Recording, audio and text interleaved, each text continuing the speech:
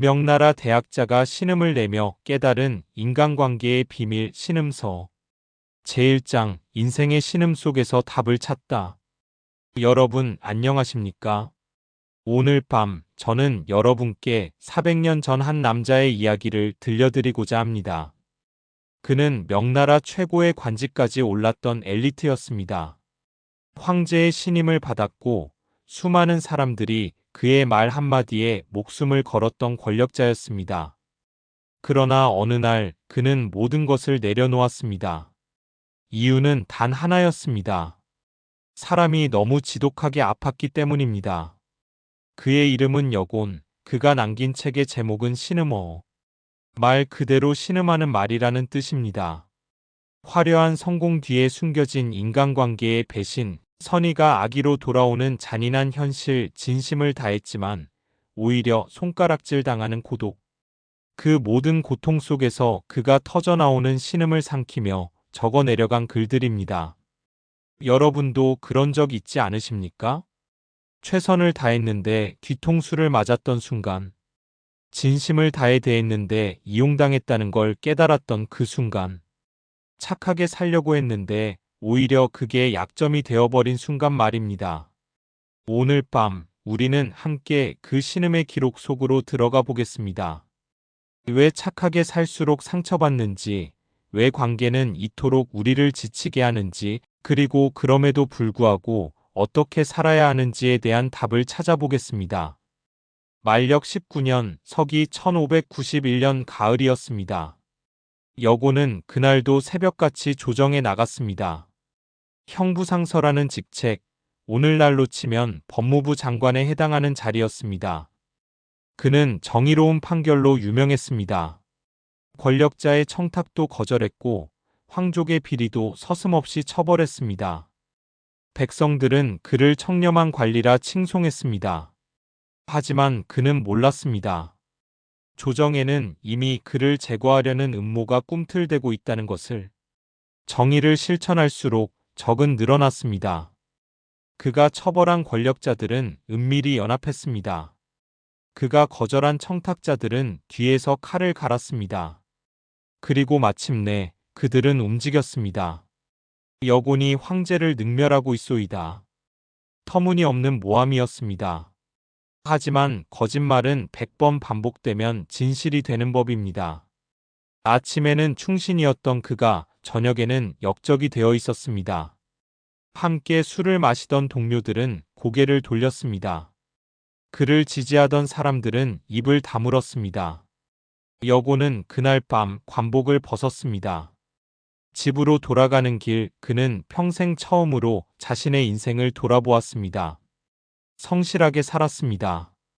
정의롭게 살았습니다. 청렴하게 살았습니다. 그런데 왜 이 지경이 된 것입니까?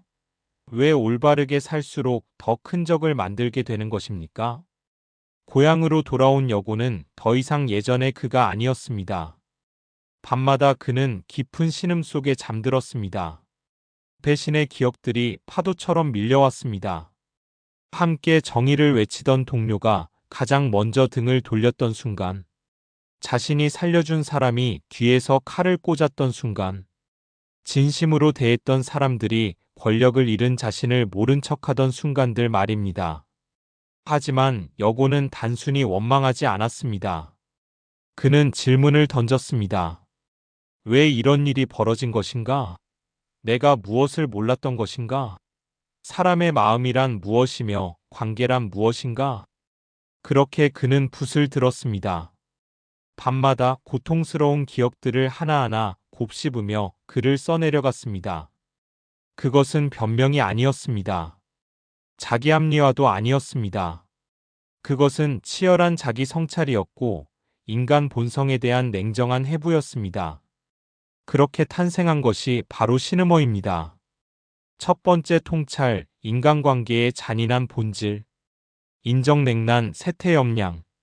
사람의 정은 차갑고 따뜻함이 있으며 세상의 모습은 뜨겁고 차가움이 있다. 여러분, 이 문장을 곱씹어 보십시오. 얼마나 냉정한 관찰입니까? 여고는 말합니다. 사람의 마음은 원래 변하는 것이라고. 세상은 원래 불공평한 것이라고. 직장에서 승진했을 때를 떠올려 보십시오.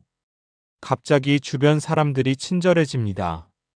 점심을 함께 먹자는 제안이 늘어납니다. 당신의 농담에 모두가 웃습니다. 하지만 그것이 진짜 당신 때문입니까? 아닙니다. 당신의 자리 때문입니다. 당신이 가진 권력 때문입니다. 반대로 생각해 보십시오. 회사에서 밀려났을 때, 프로젝트에서 실패했을 때, SNS에서 논란에 휩싸였을 때를 말입니다. 어제까지 친구였던 사람들이 연락을 끊습니다. 당신을 옹호하던 사람들이 침묵합니다. 심지어 평소 친하다고 생각했던 사람이 뒤에서 당신을 헐뜯고 있다는 소식을 듣게 됩니다. 이것이 인정냉난입니다. 이것이 세태염량입니다. 잔인합니까? 그렇습니다. 하지만 여고는 이것을 원망하지 말라고 합니다. 왜냐하면 이것이 인간의 본성이기 때문입니다. 물이 위에서 아래로 흐르는 것을 원망할 수 없듯이 사람이 이익을 따라 움직이는 것을 원망해서는 안 된다는 것입니다. 두 번째 통찰, 착한 사람이 손해보는 이유. 선인상을규, 악인상등리. 착한 사람은 늘 손해를 보고 악한 사람은 늘 이익을 얻는다. 여러분, 이 문장을 읽고 기분이 나쁘십니까? 세상이 불공평하다고 느껴지십니까? 여곤 역시 그랬습니다. 그는 평생 정직하게 살았습니다. 뇌물을 거절했고 불의와 타협하지 않았습니다. 그런데 결과는 무엇이었습니까? 모함을 받고 쫓겨났습니다. 반면 그를 모함한 사람들은 어떻게 되었습니까? 더 높은 자리에 올랐습니다. 더 많은 재산을 모았습니다. 더 큰 권력을 휘둘렸습니다. 현대 사회도 다르지 않습니다. 회사에서 생각해 보십시오. 묵묵히 일만 하는 사람과 상사에게 잘 보이려고 아첨하는 사람 중 누가 먼저 승진합니까? 프로젝트의 공을 팀원들과 나누려는 사람과 자기 것으로 만드는 사람 중 누가 인정받습니까? 친구 관계도 마찬가지입니다. 늘 먼저 연락하고 늘 배려하고 늘 양보하는 사람이 있습니다. 그런데 그 친구에게 돌아오는 것은 무엇입니까? 걔는 늘 그러니까 괜찮아라는 당연시입니다. 반면 가끔 나타나서 화려하게 한턱 내는 친구는 역시 좋은 친구라는 칭찬을 받습니다. 왜 이런 일이 벌어지는 것입니까? 여고는 말합니다. 착한 사람은 선이라는 원칙에 묶여 있기 때문이라고. 거짓말을 못합니다. 속임수를 쓰지 못합니다. 남을 이용하지 못합니다. 그런데 악한 사람은 다릅니다. 그들에게는 원칙이 없습니다. 오직 이익만 있을 뿐입니다. 그래서 어떤 수단도 쓸 수 있고 어떤 거짓말도 할 수 있습니다. 단기적으로 보면 악한 사람이 이기는 것처럼 보입니다. 실제로 이기기도 합니다. 세 번째 통찰, 그럼에도 불구하고. 연즉 선인종부를 규. 그럼에도 불구하고 착한 사람은 끝내 손해보지 않는다. 여기서 여곤의 진짜 지혜가 시작됩니다. 그는 말합니다. 착한 사람이 손해를 본다는 것은 표면적인 관찰일 뿐이라고. 깊이 들여다보면 진실은 정반대라고 합니다. 악한 사람을 다시 생각해 보십시오. 그들은 단기적으로 이익을 얻습니다. 하지만 그 대가는 무엇입니까? 그들 주변에는 진짜 사람이 없습니다. 모두가 이익 때문에 모였다가 이익이 사라지면 흩어질 사람들 뿐입니다. 밤에 그들은 편히 잠들 수 있습니까? 아닙니다. 늘 경계해야 합니다. 자신이 남을 배신했기에 남도 자신을 배신할 것을 압니다. 자신이 거짓말로 올라왔기에 언젠가 그 거짓말이 탄로날 것을 두려워합니다. 반면 착한 사람은 어떻습니까? 단기적으로는 손해를 봅니다. 이용당하기도 하고 배신당하기도 합니다. 하지만 시간이 지나면서 무언가가 쌓입니다. 신뢰라는 것이 쌓입니다. 사람들은 압니다. 저 사람은 진짜다라는 것을 말입니다. 그래서 여고는 말합니다. 악한 사람의 성공은 모래성과 같고 착한 사람의 고통은 단단한 기초를 다지는 과정이다. 현대인에게 던지는 질문. 여러분, 지금 여러분은 어떤 신음을 내고 계십니까? 직장에서 정직하게 일했는데 뒷담화의 희생양이 된 적이 있습니까? 가족에게 최선을 다했는데 당연하게 여겨진 적이 있습니까? 친구에게 진심을 다했는데 이용당했다고 느낀 적이 있습니까? 그렇다면 여러분은 지금 여군이 400년 전에 겪었던 바로 그 고통을 겪고 있는 것입니다. 하지만 여기서 중요한 질문이 있습니다. 그 고통 속에서 여러분은 무엇을 배우고 계십니까? 단순히 사람은 다 똑같아, 세상은 원래 불공평해라며 냉소하고 계십니까? 아니면 여곤처럼 그 고통을 뚫고 들어가 진짜 지혜를 찾으려 하십니까? 여곤은 말합니다. 신음은 약함의 표시가 아니라고. 신음은 살아있다는 증거라고. 고통을 느낀다는 것은 아직 포기하지 않았다는 뜻이라고 말입니다. 첫 번째 지혜, 관계의 본질을 받아들여라. 교인 불가태찰. 사람을 사귈 때 너무 자세히 살피지 말라. 이것이 여군이 평생의 고통 끝에 얻은 첫 번째 처세술입니다. 무슨 뜻입니까? 사람을 경계 없이 믿으라는 뜻입니까? 아닙니다. 정반대입니다. 여고는 말합니다. 사람을 너무 자세히 뜯어보면 완벽한 사람은 없다는 것을 알게 된다고. 모든 사람에게는 이기적인 면이 있고 계산적인 면이 있고 비겁한 면이 있습니다. 그것을 너무 날카롭게 보면 결국 아무도 사귈 수 없게 된다는 것입니다. 현대 사회를 보십시오. SNS가 발달하면서 우리는 타인의 모든 것을 볼 수 있게 되었습니다. 그 사람이 어떤 글에 좋아요를 눌렀는지, 어떤 사람과 어울리는지, 어떤 생각을 가졌는지 모두 보입니다. 그래서 어떻게 되었습니까? 관계가 더 좋아졌습니까? 아닙니다. 오히려 더 많이 실망하게 되었습니다. 저 친구가 그런 사람인 줄 몰랐어. 저 사람 본심이 저렇구나라며 관계를 끊어버립니다. 여고는 말합니다. 그것은 어리석음이라고. 사람은 원래 불완전한 존재라고. 그 불완전함을 인정하고 받아들일 때 비로소 진짜 관계가 시작된다고 말입니다. 두 번째 지혜, 기대를 낮춰라. 대인 불가태후. 사람을 대할 때 너무 후하게 대하지 말라. 이 문장을 읽고 여러분은 놀라실지도 모릅니다. 여군이 냉정한 사람이 되라고 말하는 것처럼 들리기 때문입니다. 하지만 그 뜻은 다릅니다. 여군이 말하는 것은 이것입니다. 상대방이 감당할 수 없을 만큼 친절을 베풀지 말라는 것입니다. 왜냐하면 그 친절은 결국 상대에게 부담이 되고 그 부담은 관계를 깨뜨리기 때문입니다. 구체적인 예를 들어보겠습니다. 친구가 어려움에 처했습니다. 여러분은 진심으로 도와주고 싶습니다. 그래서 큰 돈을 빌려줍니다. 집을 내어줍니다. 일자리까지 소개해줍니다. 여러분의 마음은 순수합니다. 친구니까 당연히 도와줘야지라고 생각합니다. 하지만 상대방은 어떻게 느낍니까? 처음에는 감사합니다. 하지만 시간이 지나면서 그 감사는 부담으로 변합니다. 어떻게 이 은혜를 갚지?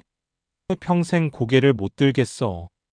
그리고 그 부담이 너무 커지면 사람은 이상한 행동을 합니다. 은인을 피하기 시작합니다. 심지어 원망하기 시작합니다. 내가 부탁한 것도 아닌데 왜 이렇게까지 해줬어? 이제 나한테 뭘 바라는 거야? 라고 생각합니다. 이것이 인간 심리의 아이러니입니다. 너무 큰 친절은 관계를 파괴합니다. 여고는 말합니다. 사람을 도울 때는 그 사람이 감당할 수 있는 만큼만 도우라고. 그래야 감사가 부담이 되지 않고 관계가 지속될 수 있다고 말입니다. 제2장, 죽어도 곁에 두면 안 되는 사람. 여러분, 인생에서 가장 무서운 적은 어디에 있습니까? 전쟁터에 있습니까?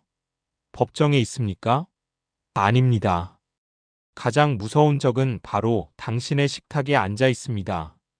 당신과 술잔을 부딪히며 웃고 있습니다. 당신의 고민을 들어주는 척하며 고개를 끄덕이고 있습니다. 여고는 이것을 뼈저리게 배웠습니다. 그를 파멸시킨 사람은 원래부터 적이었던 사람이 아니었습니다. 함께 술을 마시며 정의를 외치던 동료였습니다.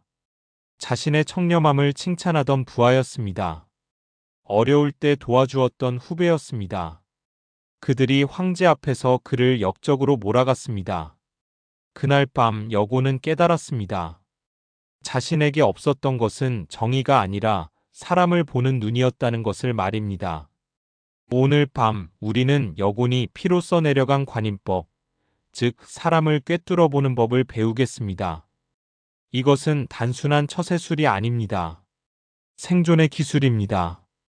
당신의 인생을 지키는 방패입니다. 첫 번째 인물, 말이 많은 사람. 언어다자 필행사소. 말이 많은 사람은 반드시 행동이 적다. 여곤의 첫 번째 경고입니다. 말이 많은 사람을 조심하라는 것입니다.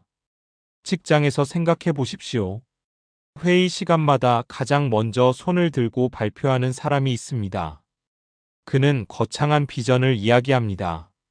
우리 팀이 이번 프로젝트로 회사를 혁신할 겁니다. 동료들 앞에서 자신이 얼마나 열심히 일하는지 강조합니다. 저는 주말에도 이 일을 생각했습니다. 그런데 막상 일을 시작하면 어떻습니까? 그는 가장 먼저 핑계를 댑니다. 제가 맡은 부분이 생각보다 복잡해서요. 마감이 다가오면 사라집니다. 연락이 안 됩니다. 결국 다른 사람들이 그의 목까지 떠안게 됩니다. SNS는 어떻습니까? 피드에 매일 자기계발 게시물을 올리는 사람이 있습니다. 오늘도 새벽 5시 기상. 성공하는 사람의 습관. 1년 안에 인생 역전. 하지만 1년이 지나도 그 사람은 여전히 같은 말만 반복합니다. 실제로 달라진 것은 아무것도 없습니다. 왜 이런 일이 벌어집니까? 여고는 말합니다. 진짜 일하는 사람은 말할 시간이 없다고. 진짜 실력 있는 사람은 증명할 필요가 없다고. 말이 많다는 것은 결국 실체가 없다는 뜻이라고 합니다. 더 무서운 것이 있습니다. 이런 사람들은 단순히 무능한 것으로 끝나지 않습니다. 그들은 자신의 무능을 감추기 위해 남을 끌어내립니다. 묵묵히 일하는 동료를 보십시오. 그는 말없이 자기 일을 합니다. 성과를 냅니다. 그런데 그 순간 말 많은 사람이 속삭입니다. 쟤 요즘 너무 튀려고 하지 않아? 혼자 잘난 척하네. 이것이 말 많은 사람의 본질입니다. 자신은 하지 못하면서 하는 사람을 방해합니다. 지혜의 처세술. 여러분, 주변에 말만 많은 사람이 있습니까? 그 사람이 아무리 거창한 계획을 이야기해도 믿지 마십시오. 그 사람이 아무리 당신을 칭찬해도 경계하십시오. 진짜 중요한 일은 절대 그 사람과 함께하지 마십시오. 그는 당신의 발목을 잡을 것입니다. 두 번째 인물, 앞뒤가 다른 사람. 면회배회자 소이냐. 앞에서는 칭찬하고 뒤에서는 헐뜯는 자, 그는 소인이다. 여곤이 가장 경멸한 유형의 사람입니다. 당신 앞에 있을 때를 생각해 보십시오. 그는 미소를 띠고 있습니다. 당신의 말에 공감합니다. 정말 대단하세요. 역시 믿고 있었어요. 당신이 어려움을 토로하면 진심으로 위로하는 것처럼 보입니다. 너무 힘드셨겠어요. 제가 도와드릴 게 있을까요? 하지만 당신이 자리를 뜨는 순간 그의 얼굴이 바뀝니다. 다른 사람들 앞에서 그는 당신을 이야기합니다. 그 사람 요즘 좀 이상하지 않아? 이 능력이 없으면서 자리만 차지하고 있어. 심지어 당신이 털어놓았던 고민을 웃음거리로 만듭니다. 그것 때문에 힘들다고 하더라. 한심하지 않아? 이것이 면회배회입니다. 얼굴 앞에서는 칭찬, 등 뒤에서는 파괴. 현대 사회는 이런 사람들의 천국입니다. 단체 채팅방을 생각해 보십시오. 전체 채팅방에서는 수고하셨습니다.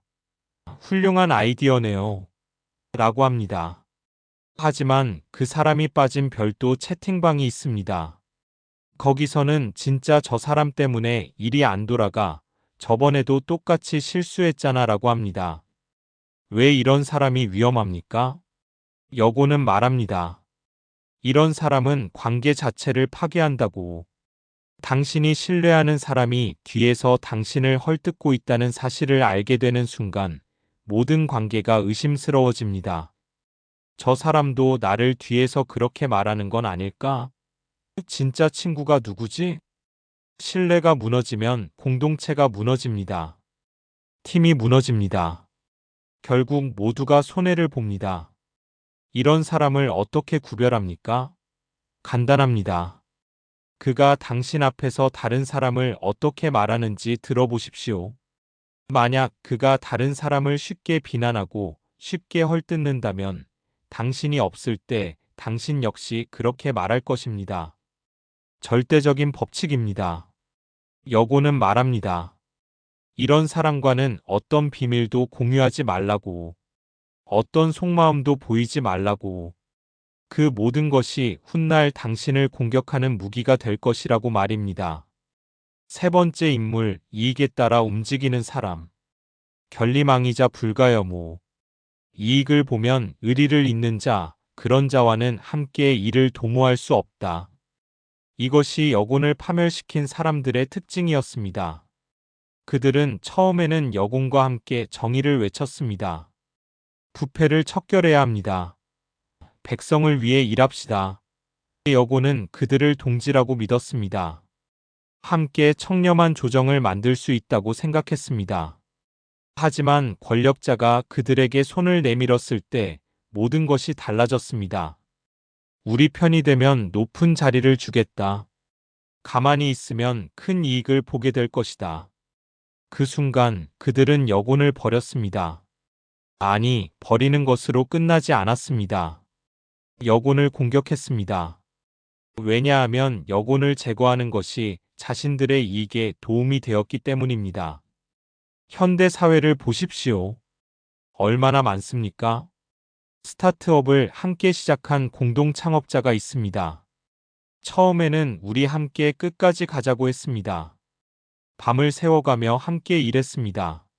어려울 때 서로를 지탱했습니다. 그런데 회사가 조금 성장하고 투자자가 나타나면 어떻게 됩니까? 갑자기 지분 싸움이 시작됩니다. 내가 더 많이 일했다. 초기 아이디어는 내 것이었다. 심지어 상대방을 내쫓기 위해 투자자와 손을 잡기도 합니다. 친구 사이도 마찬가지입니다. 같은 회사에 다니는 친구가 있습니다. 평소에는 가장 친한 사이입니다. 점심도 함께 먹고 고민도 나눕니다. 그런데 승진 자리가 하나 생겼을 때는 어떻습니까? 그 친구가 당신이 실수한 것을 상사에게 보고합니다. 당신이 프로젝트에서 빠진 틈을 타서 공을 가로챕니다. 그리고 승진이 끝난 후 다시 웃으며 다가옵니다. 미안, 어쩔 수 없었어. 너도 이해하지? 여고는 말합니다. 사람을 판단할 때 이익이 걸리지 않은 순간만 보지 말라고. 진짜 모습은 이익이 눈앞에 있을 때 드러난다고 합니다. 테스트해 보십시오. 작은 이익이 걸린 상황에서 그 사람이 어떻게 행동하는지 보십시오. 식사비를 나눌 때 계속 피하는 사람, 택시를 탈 때 혼자 앞자리에 타는 사람, 공동 작업에서 쉬운 부분만 맡으려는 사람. 작은 것에서 정직하지 못한 사람은 큰 것에서도 절대 정직하지 못합니다. 작은 이익을 위해 의리를 버리는 사람은 큰 이익 앞에서는 당신의 목숨도 팔 수 있습니다. 네 번째 인물, 교묘하게 빌붙는 사람. 선부세자 필선리세. 세력에 빌붙는 데 능한 자는 반드시 세력을 떠나는 데도 능하다. 여곤의 가장 날카로운 관찰 중 하나입니다. 당신이 잘 나갈 때를 생각해 보십시오. 승진을 했거나 사업이 잘 되거나 영향력이 커졌을 때 말입니다. 갑자기 주변에 사람이 많아집니다. 당신에게 연락하는 사람이 늘어납니다. 당신의 의견에 모두가 동의합니다. 그 중에 특히 열심히 따르는 사람이 있습니다. 당신이 뭐라고 하면 맞습니다. 역시 통찰력이 대단하십니다. 라고 합니다. 당신이 농담을 하면 가장 크게 웃습니다. 당신의 심부름을 기꺼이 합니다. 당신은 생각합니다. 이 사람은 진심으로 나를 따르는구나. 충성스러운 사람이야. 하지만 여고는 경고합니다. 그것은 착각이라고. 그 사람이 따르는 것은 당신이 아닙니다. 당신의 권력입니다. 당신의 지위입니다. 당신의 영향력입니다. 그것이 사라지는 순간 그 사람도 사라집니다. 실제로 시험해 보십시오. 당신이 자리에서 물러났다고 가정해 보십시오. 승진해서 밀렸다고, 사업이 망했다고, 프로젝트가 실패했다고 상상해 보십시오. 가장 먼저 당신을 떠나는 사람이 누구입니까? 바로 가장 열심히 빌붙었던 그 사람입니다. 더 무서운 것은 그는 떠나면서 당신을 공격할 것입니다. 저 사람 밑에서 일하면서 정말 힘들었어. 이미 한계가 보였었어. 심지어 나는 진작 알아봤다고 말합니다. 자신이 당신을 그렇게 추켜 세웠던 사실은 깨끗이 있습니다. 정치권을 보십시오. 권력자 주변에는 늘 사람이 많습니다. 그런데 그 권력자가 실각하는 순간은 어떻습니까? 어제까지 존경합니다라고 하던 사람들이 오늘은 그때부터 의심했습니다라고 합니다. 연예계도 마찬가지입니다. 인기 있을 때는 수많은 사람들이 친구라고 합니다. 하지만 스캔들이 터지거나 인기가 시들해지면 SNS에서 팔로우가 취소됩니다. 연락이 끊깁니다. 요즘 바빠서라는 핑계와 함께 말입니다. 지혜의 처세술.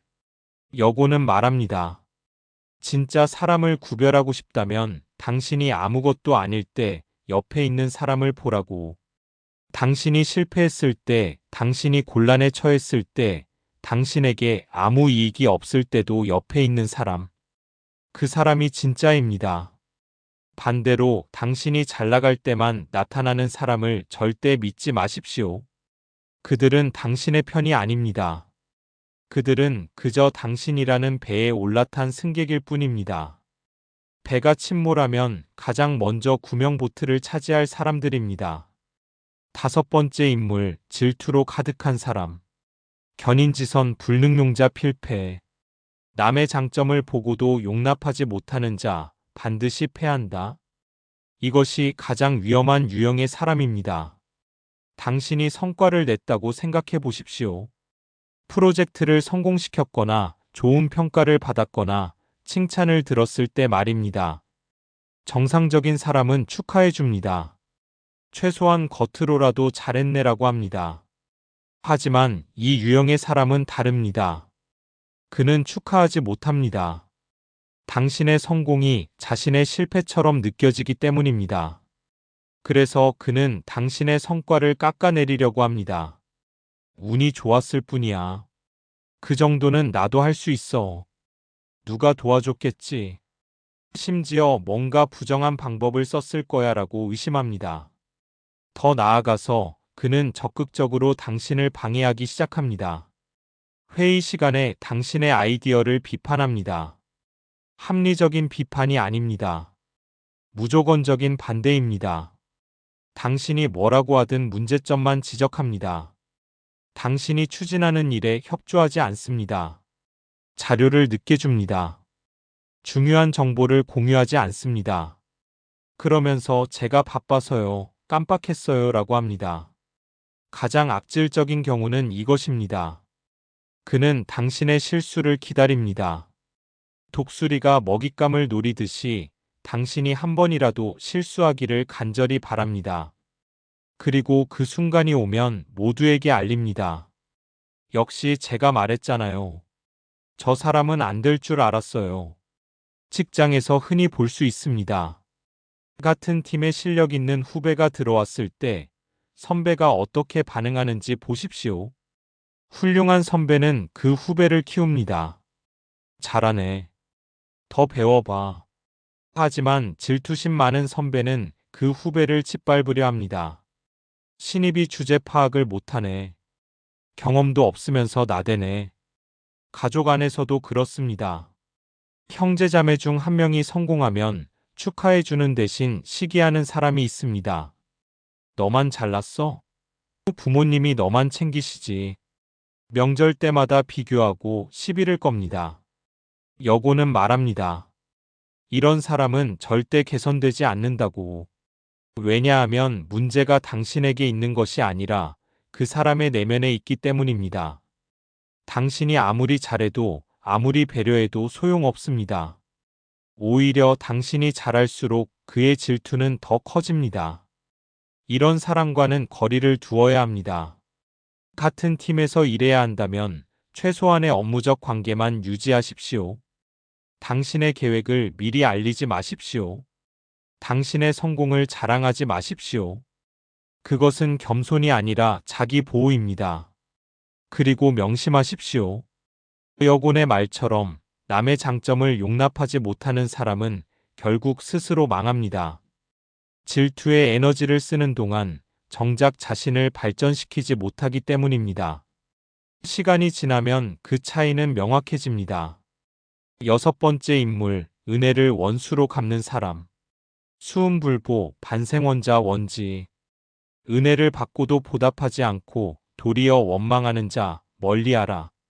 여곤이 직접 겪은 가장 충격적인 배신이었습니다. 여곤이 형부상서로 있을 때 한 관리가 억울한 누명을 쓴 적이 있었습니다. 권력자가 그를 제거하려고 모함한 것이었습니다. 모두가 침묵하는 가운데 여곤만이 그를 변호했습니다. 증거를 찾아내고 황제 앞에서 직접 항변했습니다.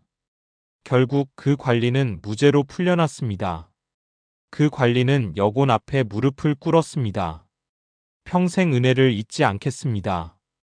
목숨을 바쳐 보답하겠습니다. 그런데 몇 년 후 여곤이 모함을 받아 조정에서 밀려날 때 그 관리는 어디에 있었습니까? 그는 여곤을 공격하는 사람들 편에 서 있었습니다. 심지어 가장 큰 소리로 여곤을 비난했습니다. 여곤이 물었습니다. 왜 이러시오? 내가 당신을 살렸소. 그 관리가 대답했습니다. 바로 그것이 문제였소. 당신에게 목숨을 빚진 것이 평생 짐이었소.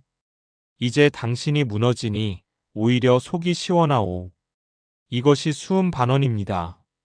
은혜를 받은 것이 부담이 되어 오히려 은인을 원망하는 심리입니다. 현대 사회에서도 얼마나 많이 볼 수 있습니까? 부모를 생각해 보십시오. 자식을 위해 평생을 희생합니다. 학비를 대고 결혼 자금을 주고 손자까지 돌봐줍니다. 그런데 어떤 자식은 그것을 당연하게 여깁니다. 심지어 부모니까 당연한 거 아니야? 라고 합니다. 더 나아가서 부모가 노쇠해지면 짐처럼 여깁니다. 요양원에 모시는 게 낫지 않을까? 부모가 조금이라도 부탁하면 귀찮아합니다. 왜 자꾸 나한테 기대세요? 직장에서도 마찬가지입니다. 신입사원을 정성껏 가르쳐준 선배가 있습니다. 실수를 감싸주고 기회를 주고 승진까지 도와줍니다. 그런데 그 후배가 어느 정도 자리를 잡으면 선배를 꼰대라고 부릅니다. 저 선배는 옛날 방식만 고집해라고 뒤에서 말합니다. 왜 이런 일이 벌어집니까? 여고는 인간 심리를 파헤칩니다. 은혜를 받는다는 것은 빚진다는 느낌을 준다고. 그 빚이 너무 크면 사람은 짓눌립니다. 그리고 그 무게를 견디지 못할 때 기이한 심리작용이 일어납니다.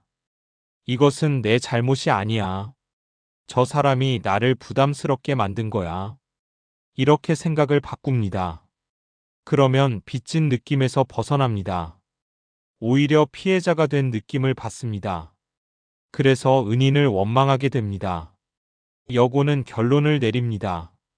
사람을 도울 때 그 사람의 그릇을 먼저 보라고. 작은 그릇에 큰 은혜를 부으면 그릇이 깨집니다. 그리고 깨진 그릇의 주인은 당신을 원망할 것입니다. 왜 이렇게까지 해줬어? 이제 나는 평생 눈치 보며 살아야 해. 반대로 큰 그릇은 은혜를 담을 수 있습니다. 그리고 언젠가 그것을 돌려줄 수 있습니다. 그러니 도움을 줄 때 상대방이 감당할 수 있는 만큼만 주십시오. 그리고 만약 당신이 도움을 주었는데 상대방이 불편해한다면 더 이상 주지 마십시오. 그것은 친절이 아니라 폭력이 됩니다. 제3장, 내 그릇을 키우고 적을 만들지 않는 법. 입이 부르는 재앙. 여러분, 여곤이 조정에서 쫓겨난 진짜 이유가 무엇이었는지 아십니까? 뇌물을 받아서가 아니었습니다. 직무를 유기해서도 아니었습니다. 단 하나 그의 입 때문이었습니다. 여곤은 정의로운 사람이었습니다. 그래서 부정을 보면 참지 못했습니다. 황족의 비리를 보면 곧바로 지적했습니다. 권력자의 탐욕을 보면 공개적으로 비난했습니다. 동료의 위선을 보면 회의 시간에 폭로했습니다. 그는 옳았습니다. 그가 한 말은 모두 사실이었습니다. 문제는 그것이 사실이었다는 것입니다. 사람들은 진실을 좋아한다고 말합니다. 하지만 그것은 거짓말입니다. 사람들은 자신에게 유리한 진실만 좋아합니다. 자신의 치부를 드러내는 진실은 증오합니다. 여곤의 말은 정확했습니다. 하지만 그 정확함이 그를 죽였습니다. 고향으로 쫓겨나 침묵 속에 앉아있던 어느 밤 여곤은 깨달았습니다. 자신에게 필요했던 것은 더 많이 말하는 용기가 아니라 말을 아끼는 지혜였다는 것을 말입니다. 오늘 밤 우리는 여곤이 피로 배운 어묵법, 즉 말할 때와 침묵할 때를 아는 기술을 배우겠습니다. 이것은 비겁함이 아닙니다. 생존입니다. 이것은 위선이 아닙니다. 성숙함입니다. 첫 번째 지혜, 말이 적을수록 실수도 적다. 언다필실. 말이 많으면 반드시 잃는 것이 있다. 여곤의 가장 뼈아픈 통찰입니다. 회의 시간을 떠올려 보십시오. 당신은 준비를 많이 했습니다. 할 말이 많습니다. 그래서 계속 발언합니다. 이 의견, 저 의견, 추가 의견까지 냅니다. 당신은 적극적인 사람으로 보이고 싶습니다. 일 잘하는 사람으로 인정받고 싶습니다. 하지만 무슨 일이 벌어집니까? 처음 5분 동안은 좋습니다. 사람들이 당신의 말에 집중합니다.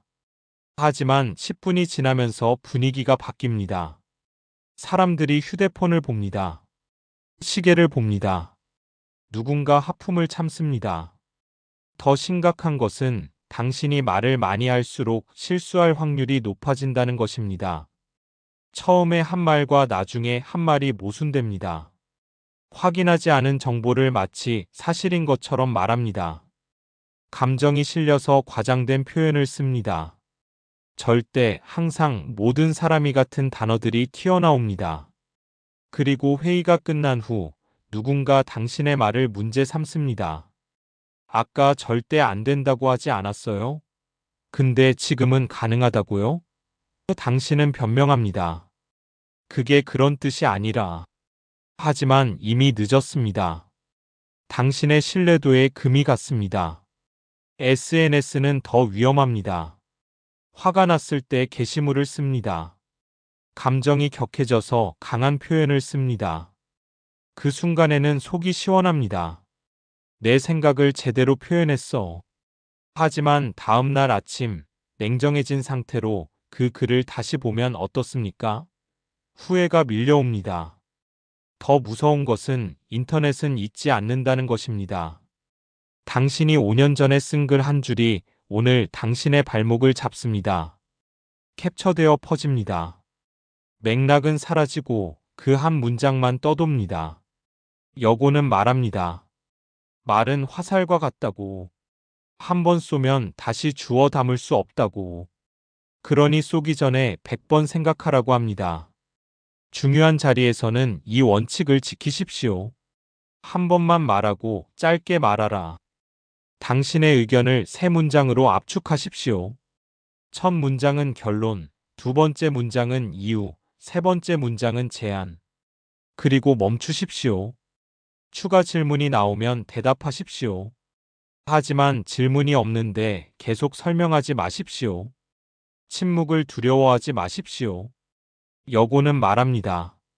침묵하는 사람은 지혜롭게 보이지만 말이 많은 사람은 빈틈이 드러난다고 말입니다.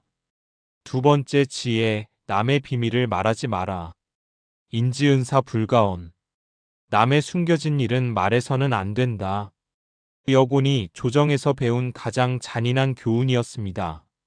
어느 날 여곤은 한 동료 관리의 부정을 알게 되었습니다. 그 관리가 뇌물을 받고 판결을 바꾼 것이었습니다. 여곤은 정의감에 불타올랐습니다. 이것을 폭로해야 한다. 그래서 그는 다른 동료들에게 말했습니다. 자네들 아나? 저 사람이 실은. 그는 자신이 정의를 실천하고 있다고 생각했습니다. 하지만 무슨 일이 벌어졌습니까? 그 비밀은 삽시간에 퍼졌습니다. 그런데 이상한 일이 일어났습니다. 사람들은 부정을 저지른 그 관리를 비난하는 대신 비밀을 폭로한 여곤을 경계하기 시작했습니다. 여곤은 입이 가볍구나. 저 사람에게는 비밀을 말하면 안 되겠어. 오늘은 저 사람 비밀을 폭로하고 내일은 내 비밀을 폭로하겠지. 여곤은 충격을 받았습니다. 나는 정의를 위해 말했는데 왜 나를 경계하는가? 하지만 사람들의 심리는 그렇습니다. 비밀을 폭로하는 사람은 그 비밀이 아무리 정당한 이유라 해도 신뢰를 잃습니다. 왜냐하면 사람들은 생각하기 때문입니다. 저 사람은 비밀을 지킬 줄 모르는 사람이구나. 현대 사회를 보십시오. 얼마나 많은 관계가 이것 때문에 깨집니까? 친구가 당신에게 고민을 털어놓습니다. 사실 나 요즘 남편이랑 사이가 안 좋아. 당신은 다른 친구를 만났을 때 무심코 말합니다. 걔 요즘 집에 문제 있대. 당신은 걱정해서 말한 것입니다. 아기가 없었습니다. 하지만 그 말은 돌고 돌아 본인에게 돌아갑니다. 그 친구는 당신을 다시는 믿지 않을 것입니다. 더 이상 속마음을 털어놓지 않을 것입니다. 관계는 껍데기만 남습니다. 직장에서는 더 심각합니다. 동료가 이직을 고민한다고 당신에게만 말합니다. 당신은 팀장에게 그 친구 요즘 이직 생각하는 것 같던데요 라고 귀띔합니다. 당신은 팀을 위해서 미리 준비하라고 알려준 것입니다. 하지만 그 동료는 어떻게 될까요? 팀장의 태도가 달라집니다. 중요한 프로젝트에서 배제됩니다. 승진 대상에서 제외됩니다. 그리고 그 동료는 알게 됩니다. 누가 자신의 비밀을 팔았는지를 말입니다. 여고는 말합니다. 남의 비밀을 지키는 것은 도덕이 아니라고. 그것은 생존 전략이라고. 비밀을 지킬 줄 아는 사람에게만 사람들이 모인다고 말입니다. 이 원칙을 평생 지키십시오. 남에게 들은 것은 무덤까지 가져간다. 누군가 당신에게 비밀을 털어놓으면 그것은 당신의 입에서 멈춰야 합니다. 배우자에게도 가장 친한 친구에게도 부모에게도 말하지 마십시오. 이건 비밀인데라는 접두사를 붙여서 말하는 것도 마찬가지입니다. 그것은 비밀을 지키는 것이 아니라 비밀을 퍼뜨리는 것입니다. 만약 누군가 당신에게 다른 사람의 비밀을 묻는다면 이렇게 대답하십시오. 나는 그 사람의 그런 이야기를 들은 적이 없습니다. 거짓말이 아닙니다. 당신은 정말로 들은 적이 없는 사람처럼 행동하는 것입니다. 세 번째 지혜, 자랑하지 마라. 자긍자 인필기지. 스스로 자랑하는 자를 사람들은 반드시 꺼린다. 여곤이 젊은 시절 저질렀던 가장 큰 실수였습니다. 여곤은 과거 시험에 장원급제했습니다. 명나라 최고의 엘리트가 된 것입니다. 그는 자랑스러웠습니다. 그래서 사람들을 만날 때마다 자신의 성취를 이야기했습니다. 나는 황제 폐하께 직접 칭찬을 들었네. 내가 쓴 정책안이 채택되었다네. 요즘 젊은 관리들은 실력이 부족하더군. 그는 자신이 인정받고 있다고 생각했습니다. 하지만 실제로는 무슨 일이 벌어지고 있었습니까? 사람들은 겉으로는 대단하십니다라고 했습니다. 하지만 그가 자리를 뜨면 수군거렸습니다. 저 사람 자기 자랑 좀 그만했으면 좋겠어. 잘난 척이 도를 넘네. 심지어 저렇게 뽐내다가 언젠가 코 다칠 거야 라고 했습니다. 그리고 정말로 여고는 코를 다쳤습니다. 그가 모함을 받았을 때 아무도 그를 변호하지 않았습니다. 왜냐하면 사람들은 은연중에 생각했기 때문입니다. 잘난 척하더니 결국 적골 나네. 속이 시원하다. 이것이 인간 심리의 잔인함입니다. 사람들은 겸손한 사람의 성공은 축하하지만 자랑하는 사람의 실패는 즐깁니다. SNS 시대는 이것을 더 악화시켰습니다. 누군가 해외여행 사진을 매일 올립니다. 비싼 레스토랑에서의 식사 사진을 올립니다. 명품 가방 개봉 영상을 올립니다. 그 사람은 자신의 행복한 삶을 공유하는 것이라고 생각합니다. 하지만 그것을 보는 사람들은 어떻게 느낍니까? 처음에는 좋겠다라고 생각합니다. 하지만 계속되면 저 사람 자랑 좀 그만했으면이라고 생각합니다. 그리고 나중에는 저렇게 허세 부리다가 망하겠지라고 생각합니다. 실제로 그 사람에게 안 좋은 일이 생기면 어떻게 됩니까? 동정심이 생깁니까? 아닙니다. 어디 그렇게 잘난 척하더니라는 반응이 나옵니다. 직장에서도 마찬가지입니다. 승진한 사람이 있습니다. 그는 기쁩니다. 당연합니다. 하지만 그 기쁨을 어떻게 표현하느냐가 중요합니다. 어떤 사람은 사무실을 돌아다니며 나 과장됐어 라고 외칩니다. 동료들에게 이번에 내가 낸 기획안이 대박이었거든이라고 자랑합니다. 심지어 승진하지 못한 동료 앞에서 너도 열심히 하면 될 거야 라고 조언합니다. 그 순간 그는 적을 만듭니다. 승진하지 못한 동료들은 그를 축하하지 않습니다. 질투합니다. 미워합니다. 그리고 기회가 오면 그를 끌어내리려고 할 것입니다. 여고는 깨달았습니다. 진짜 성공한 사람은 자랑하지 않는다고. 왜냐하면 자랑할 필요가 없기 때문이라고 말입니다. 성공했습니까? 조용히 즐기십시오. SNS에 올리지 마십시오. 사람들에게 일일이 알리지 마십시오. 누군가 물으면 그때 담담하게 말하십시오. 운이 좋았습니다. 주변 분들 덕분입니다. 이것은 겸손한 척이 아닙니다. 실제로 운이 좋았고 주변에 도움이 있었던 것입니다. 반대로 다른 사람의 성공을 볼 때는 진심으로 축하하십시오. 질투하지 마십시오. 여고는 말합니다. 남의 성공을 축하할 줄 아는 사람에게 사람들은 성공을 나누어 준다고 말입니다. 네 번째 지혜, 상대의 치부를 건드리지 마라.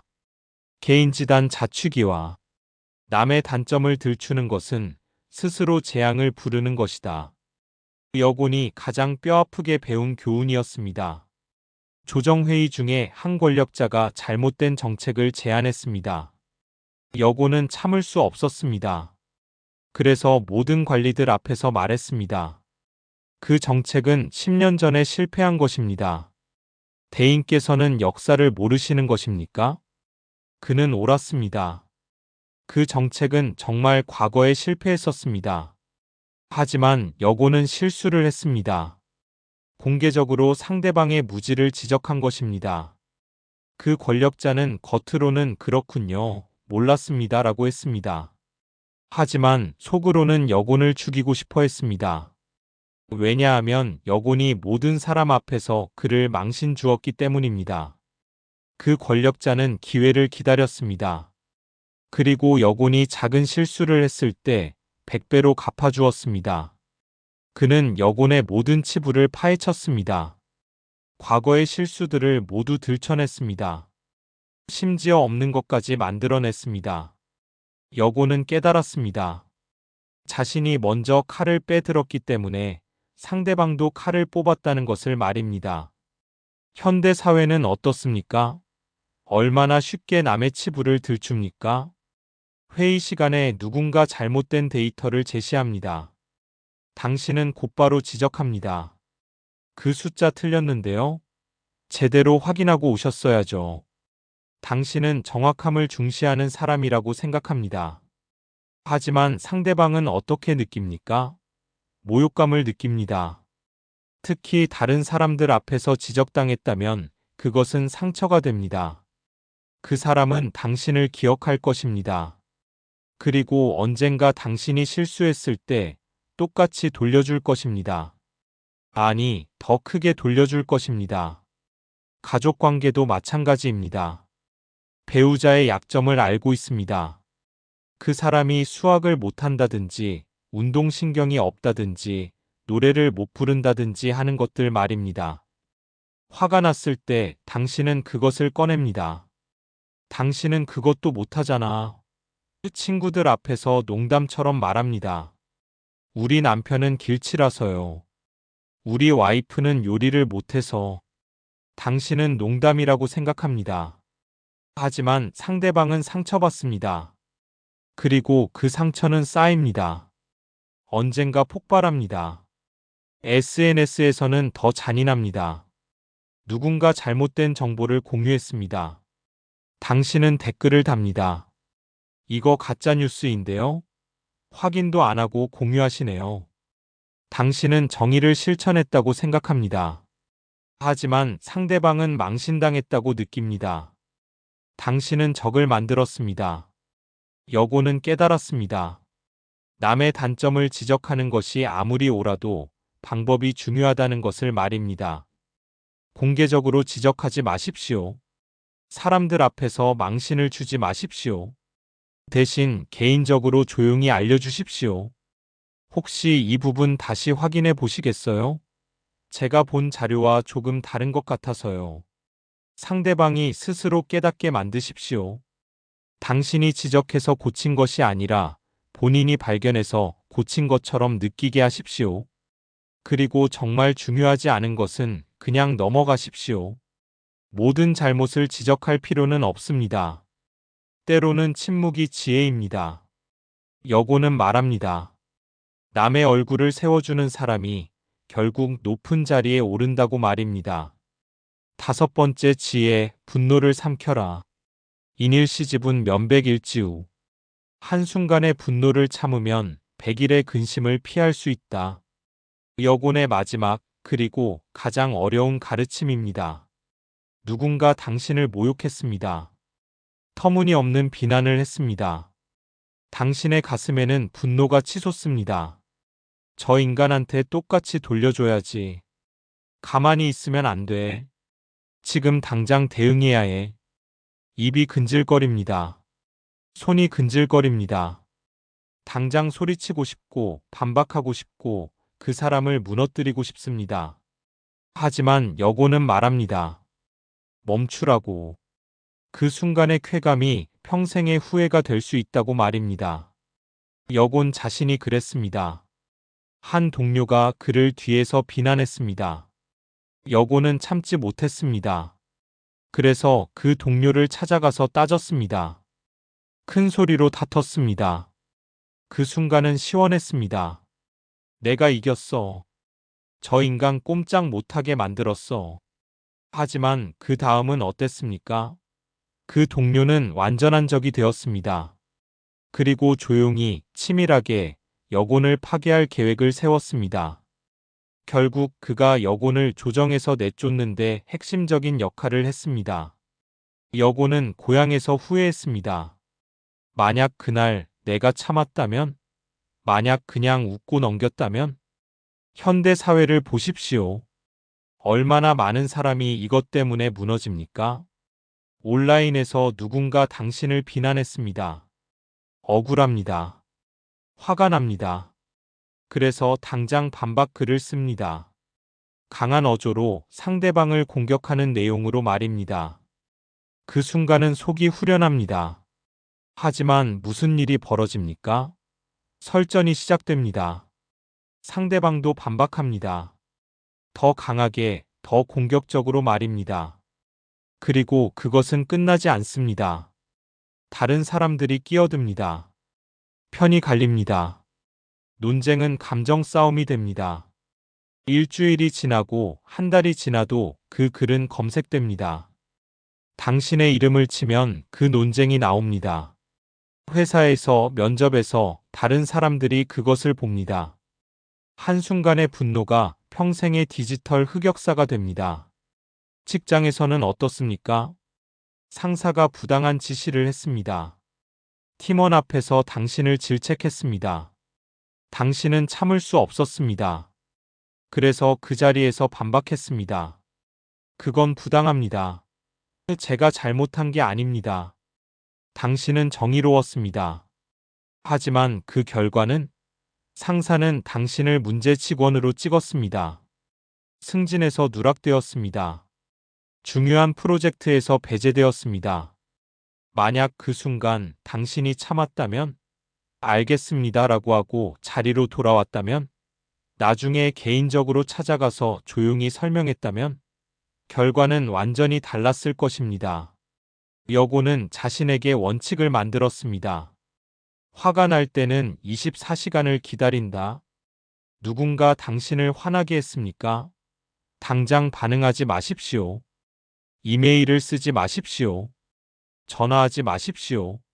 SNS에 올리지 마십시오. 24시간을 기다리십시오. 하루가 지나면 분노가 가라앉습니다. 이성이 돌아옵니다. 그때 다시 생각해 보십시오. 정말 대응할 필요가 있는가? 대응한다면 어떻게 해야 하는가? 10중 8구 당신은 깨달을 것입니다. 대응하지 않는 것이 최선이라는 것을 말입니다. 여고는 말합니다. 분노는 적을 만들지만 침묵은 적을 무력하게 만든다고.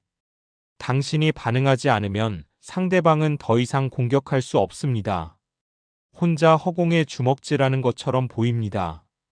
6번째 지혜, 듣고 보았어도 모르는 척하라. 지휘불언지지지야. 알면서도 말하지 않는 것, 이것이 지혜의 극치다. 여군의 최종 결론이었습니다. 직장에서 동료의 비밀을 알게 되었습니다. 그가 회사 돈을 빼돌리고 있다는 것을 우연히 알았습니다.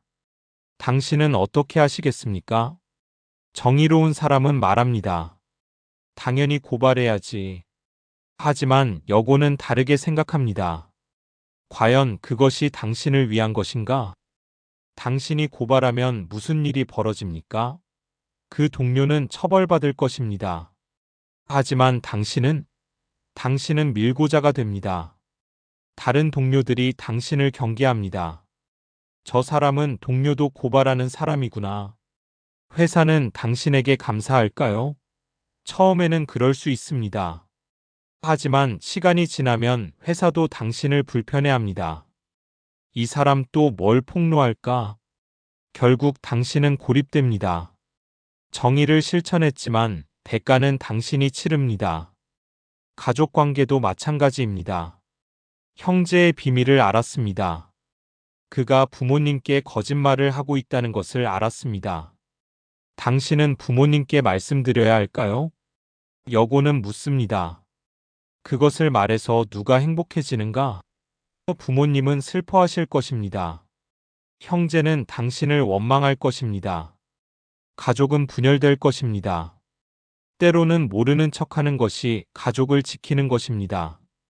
친구가 바람을 피우고 있다는 것을 알았습니다. 그의 배우자에게 말해야 할까요? 당신은 정의감에서 말하고 싶습니다. 하지만 생각해 보십시오. 당신이 말하면 그 부부는 깨질 것입니다. 그 친구는 당신을 평생 원수로 여길 것입니다. 심지어 배우자까지도 당신을 미워할 수 있습니다. 왜 남의 일에 끼어들어? 여고는 이렇게 정리합니다. 3가지를 자문하라. 첫째, 이것을 말해서 상황이 나아지는가? 둘째, 이것을 말해서 내가 안전한가? 셋째, 이것을 말하지 않아서 누군가 죽거나 크게 다치는가? 만약 3번째 질문의 답이 아니오라면 침묵하십시오. 당신이 알고 있는 모든 것을 말할 필요는 없습니다. 당신이 본 모든 것을 지적할 필요는 없습니다. 여고는 말합니다. 진정한 지혜는 많이 아는 것이 아니라 알아도 말하지 않는 것이다라고 말입니다.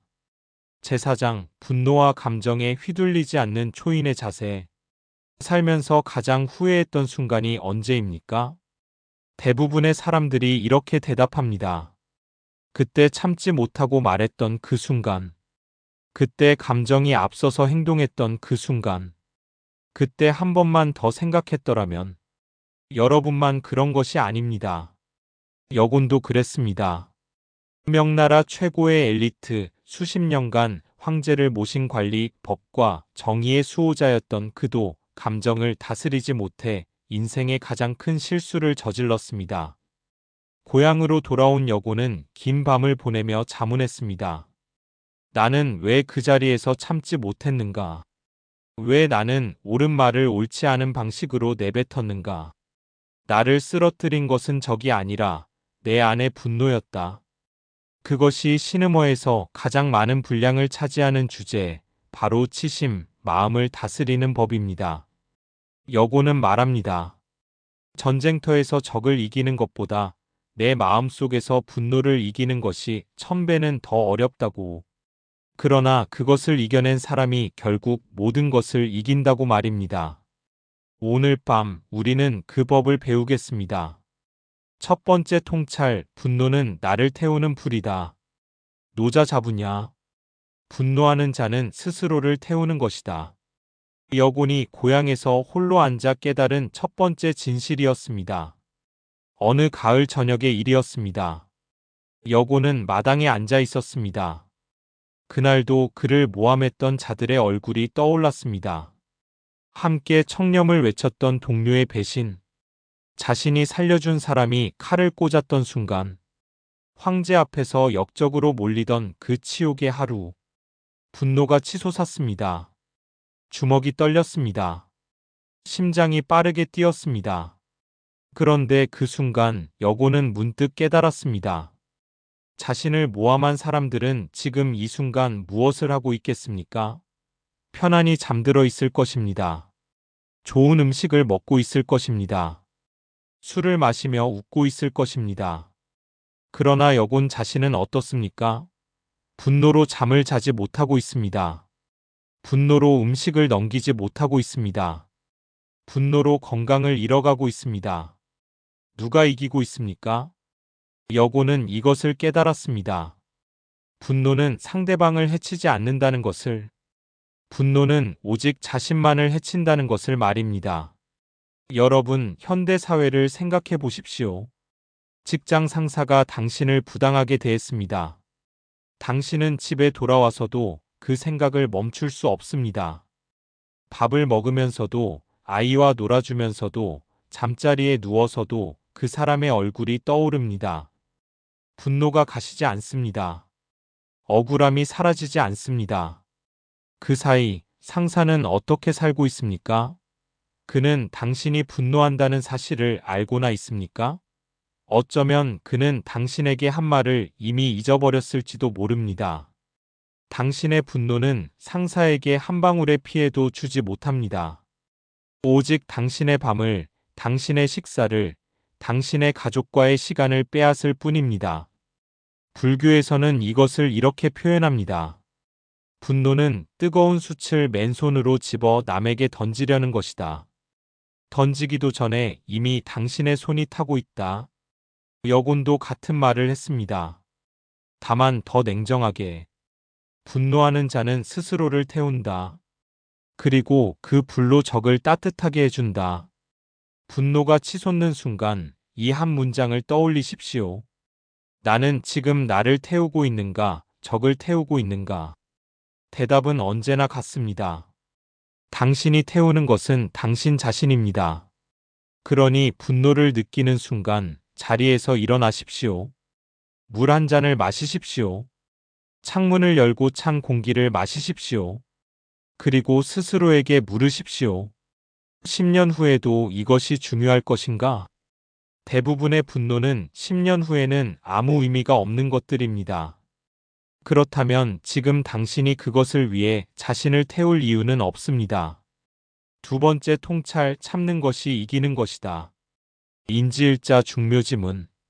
참는다는 한 글자, 이것이 모든 신묘함으로 들어가는 문이다. 이것이 시느머에서 여곤이 가장 자주 돌아본 가르침이었습니다. 그는 평생 이 한 글자를 실천하지 못해서 실패했습니다. 그래서 고향으로 돌아와 이 한 글자를 벽에 붙여놓고 매일 아침 바라보았습니다. 참을인. 이 글자의 생김새를 아십니까? 마음 심위에 칼인이 올라가 있습니다. 마음 위에 칼이 놓인 모습입니다. 참는다는 것이 얼마나 고통스러운 일인지를 그 글자 자체가 말해주고 있습니다.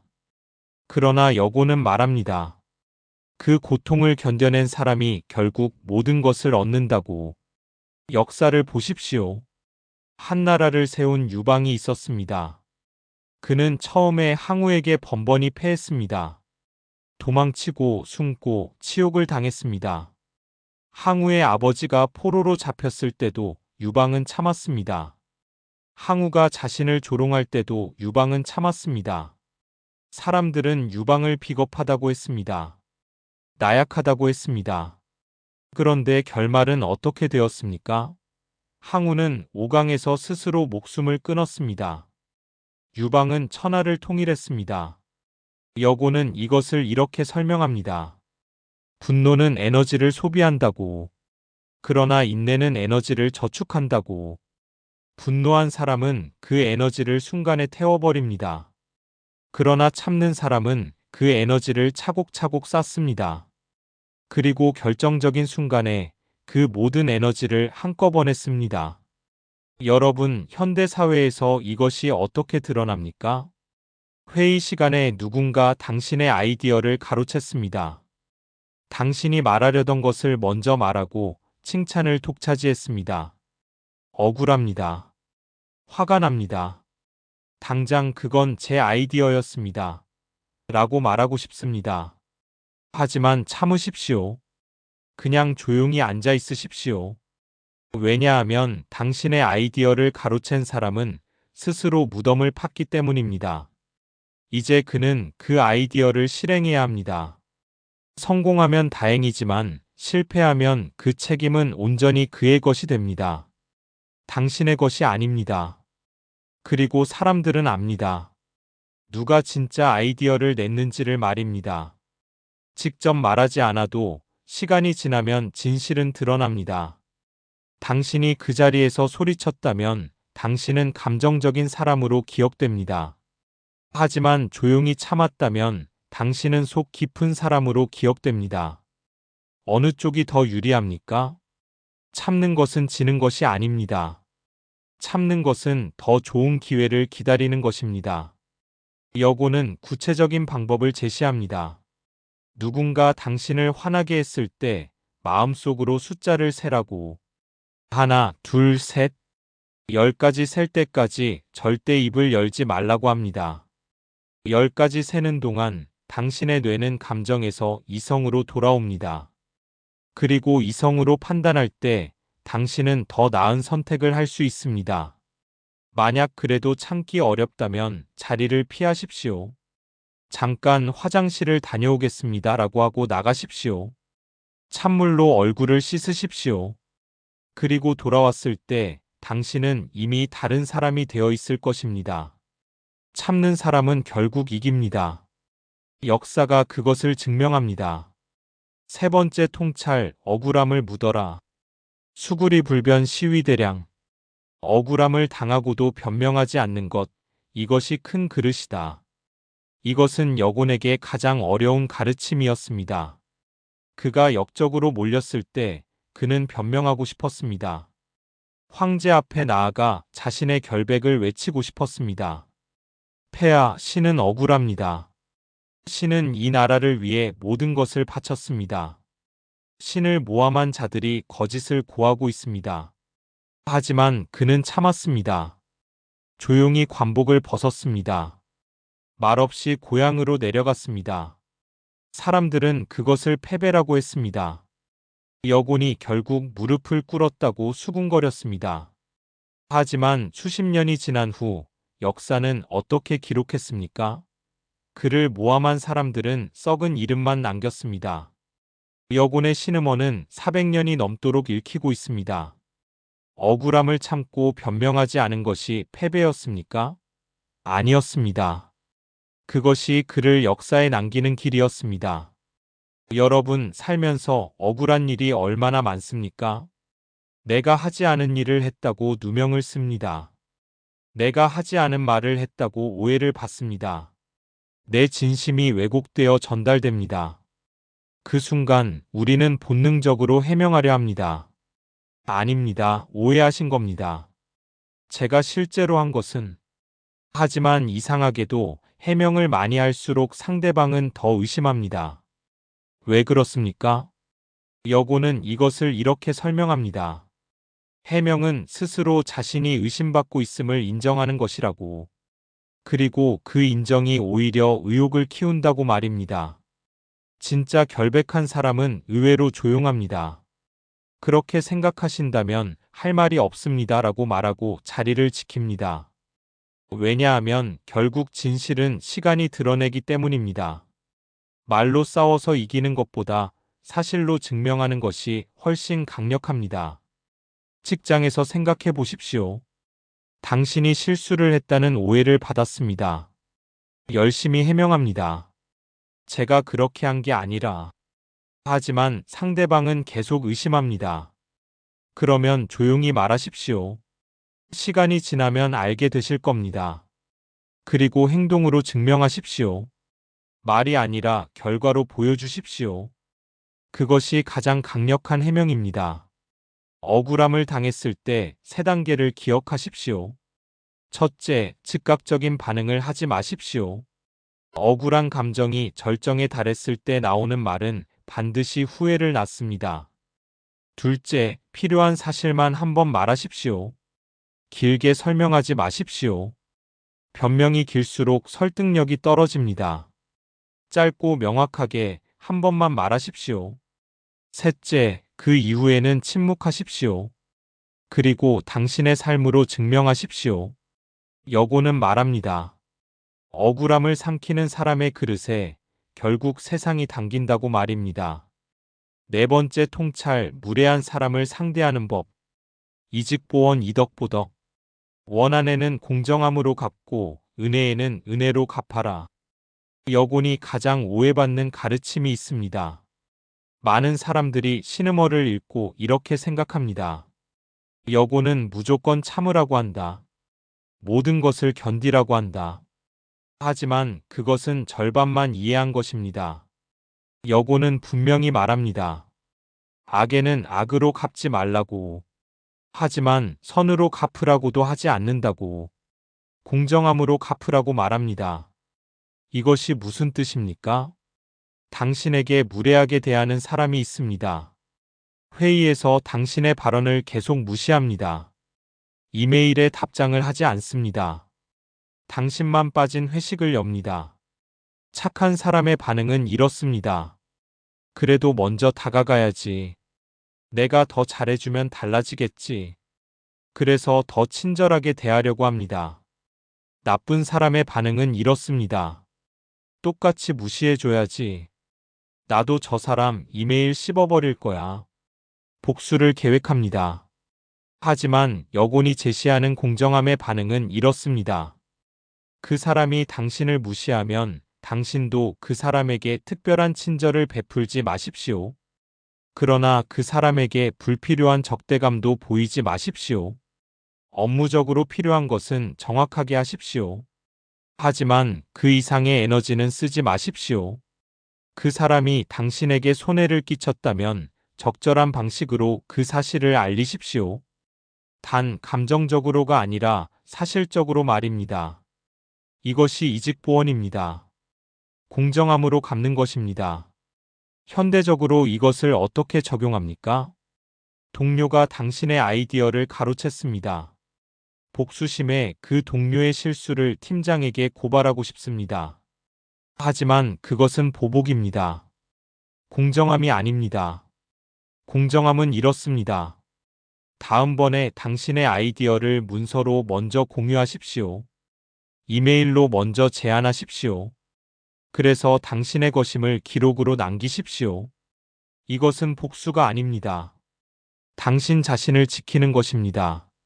무례한 사람을 만났을 때 이 원칙을 기억하십시오. 그 사람의 무례함에 감정적으로 반응하지 마십시오. 감정적인 반응은 당신을 그 사람과 같은 수준으로 내려가게 합니다. 대신 냉정하게 공정함을 유지하십시오. 당신에게 해가 되는 것은 막으십시오. 하지만 필요 이상의 에너지를 쓰지 마십시오. 여고는 말합니다.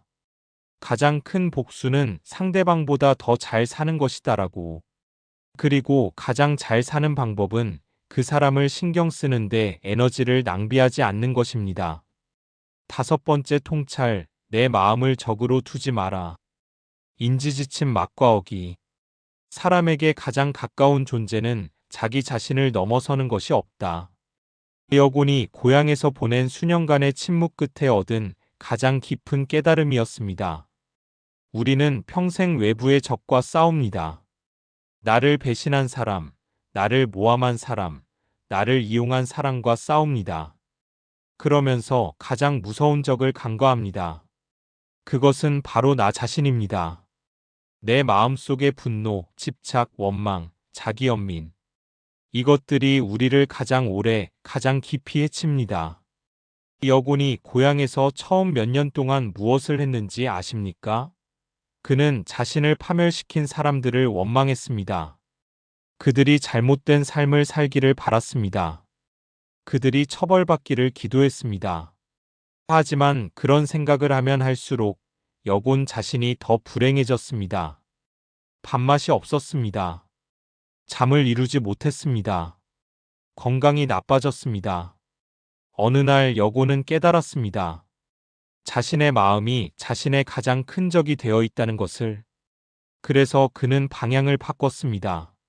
외부의 적을 원망하는 대신 내면을 돌아보기 시작했습니다. 나는 왜 그렇게 행동했는가? 나는 어디서 실수했는가? 내가 달리 할 수 있었던 것은 무엇인가? 그것이 시느머의 시작이었습니다. 그것이 그를 400년 뒤에도 읽히는 인물로 만든 출발점이었습니다. 여러분, 지금 당신의 마음속에는 무엇이 있습니까? 누군가에 대한 원망이 있습니까? 오래된 배신에 대한 분노가 있습니까? 아직도 해결되지 않은 억울함이 있습니까? 그것들이 당신의 오늘을 얼마나 갉아먹고 있습니까? 여곤이 실천한 내면 다스림의 방법은 3가지였습니다. 첫째, 매일 밤 하루를 돌아보는 시간을 가지십시오. 오늘 내가 분노한 적이 있습니까? 오늘 내가 누군가를 원망했습니까? 오늘 내가 감정에 이끌려 행동한 적이 있습니까? 솔직하게 자신에게 물으십시오. 둘째, 원망하는 사람을 용서하십시오. 단 그 사람을 위해서가 아닙니다. 당신 자신을 위해서입니다. 용서는 상대방을 풀어주는 것이 아닙니다. 당신의 마음을 그 사람에게서 해방시키는 것입니다. 셋째, 당신이 통제할 수 없는 것에 에너지를 쓰지 마십시오. 과거는 바꿀 수 없습니다. 남의 마음은 바꿀 수 없습니다. 당신이 통제할 수 있는 것은 오직 당신 자신의 반응뿐입니다. 거기에만 집중하십시오. 여고는 말합니다. 자기 마음을 이긴 사람이 천하를 이긴다고 말입니다. 6번째 통찰, 상대를 부끄럽게 만드는 진정한 강자의 길. 불책임직과 사인자괴. 남의 잘못을 꾸짖지 않고 스스로 부끄럽게 만든다. 이것이 여곤이 말하는 진정한 강자의 모습입니다. 많은 사람들이 강함을 이렇게 생각합니다. 큰 목소리, 강한 주먹, 날카로운 반박. 상대방을 제압하고 이기고 굴복시키는 것. 하지만 여고는 전혀 다른 강함을 말합니다. 당신에게 잘못을 저지른 사람이 있습니다. 당신은 그것을 정확히 압니다. 하지만 당신은 그 사람에게 직접 따지지 않습니다. 비난하지 않습니다. 오히려 더 바른 행동을 보여줍니다. 그러면 어떤 일이 벌어집니까? 시간이 지나면서 그 사람은 스스로 느끼기 시작합니다. 자신의 잘못을 말입니다. 당신이 말하지 않아도 당신의 모습이 거울이 되어 그 사람의 부끄러움을 드러냅니다. 이것이 불책임직과 사인자계입니다. 꾸짖지 않고 스스로 부끄럽게 만드는 것입니다. 역사 속에 이런 사람이 있었습니다. 조선시대 명재상 황희가 어느 날 길을 가다가 한 관리가 자신을 무례하게 대하는 것을 보았습니다. 그런데 황희는 아무 말도 하지 않았습니다. 그저 조용히 자신의 길을 걸었습니다.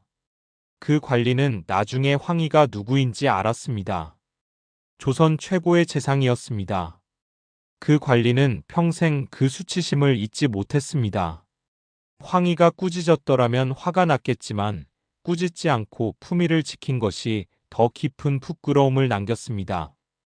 현대 사회에서 이것이 어떻게 드러납니까? 동료가 당신에게 무례하게 굴었습니다. 당신은 화가 납니다. 하지만 참습니다. 그리고 더 성실하게, 더 정직하게 일합니다.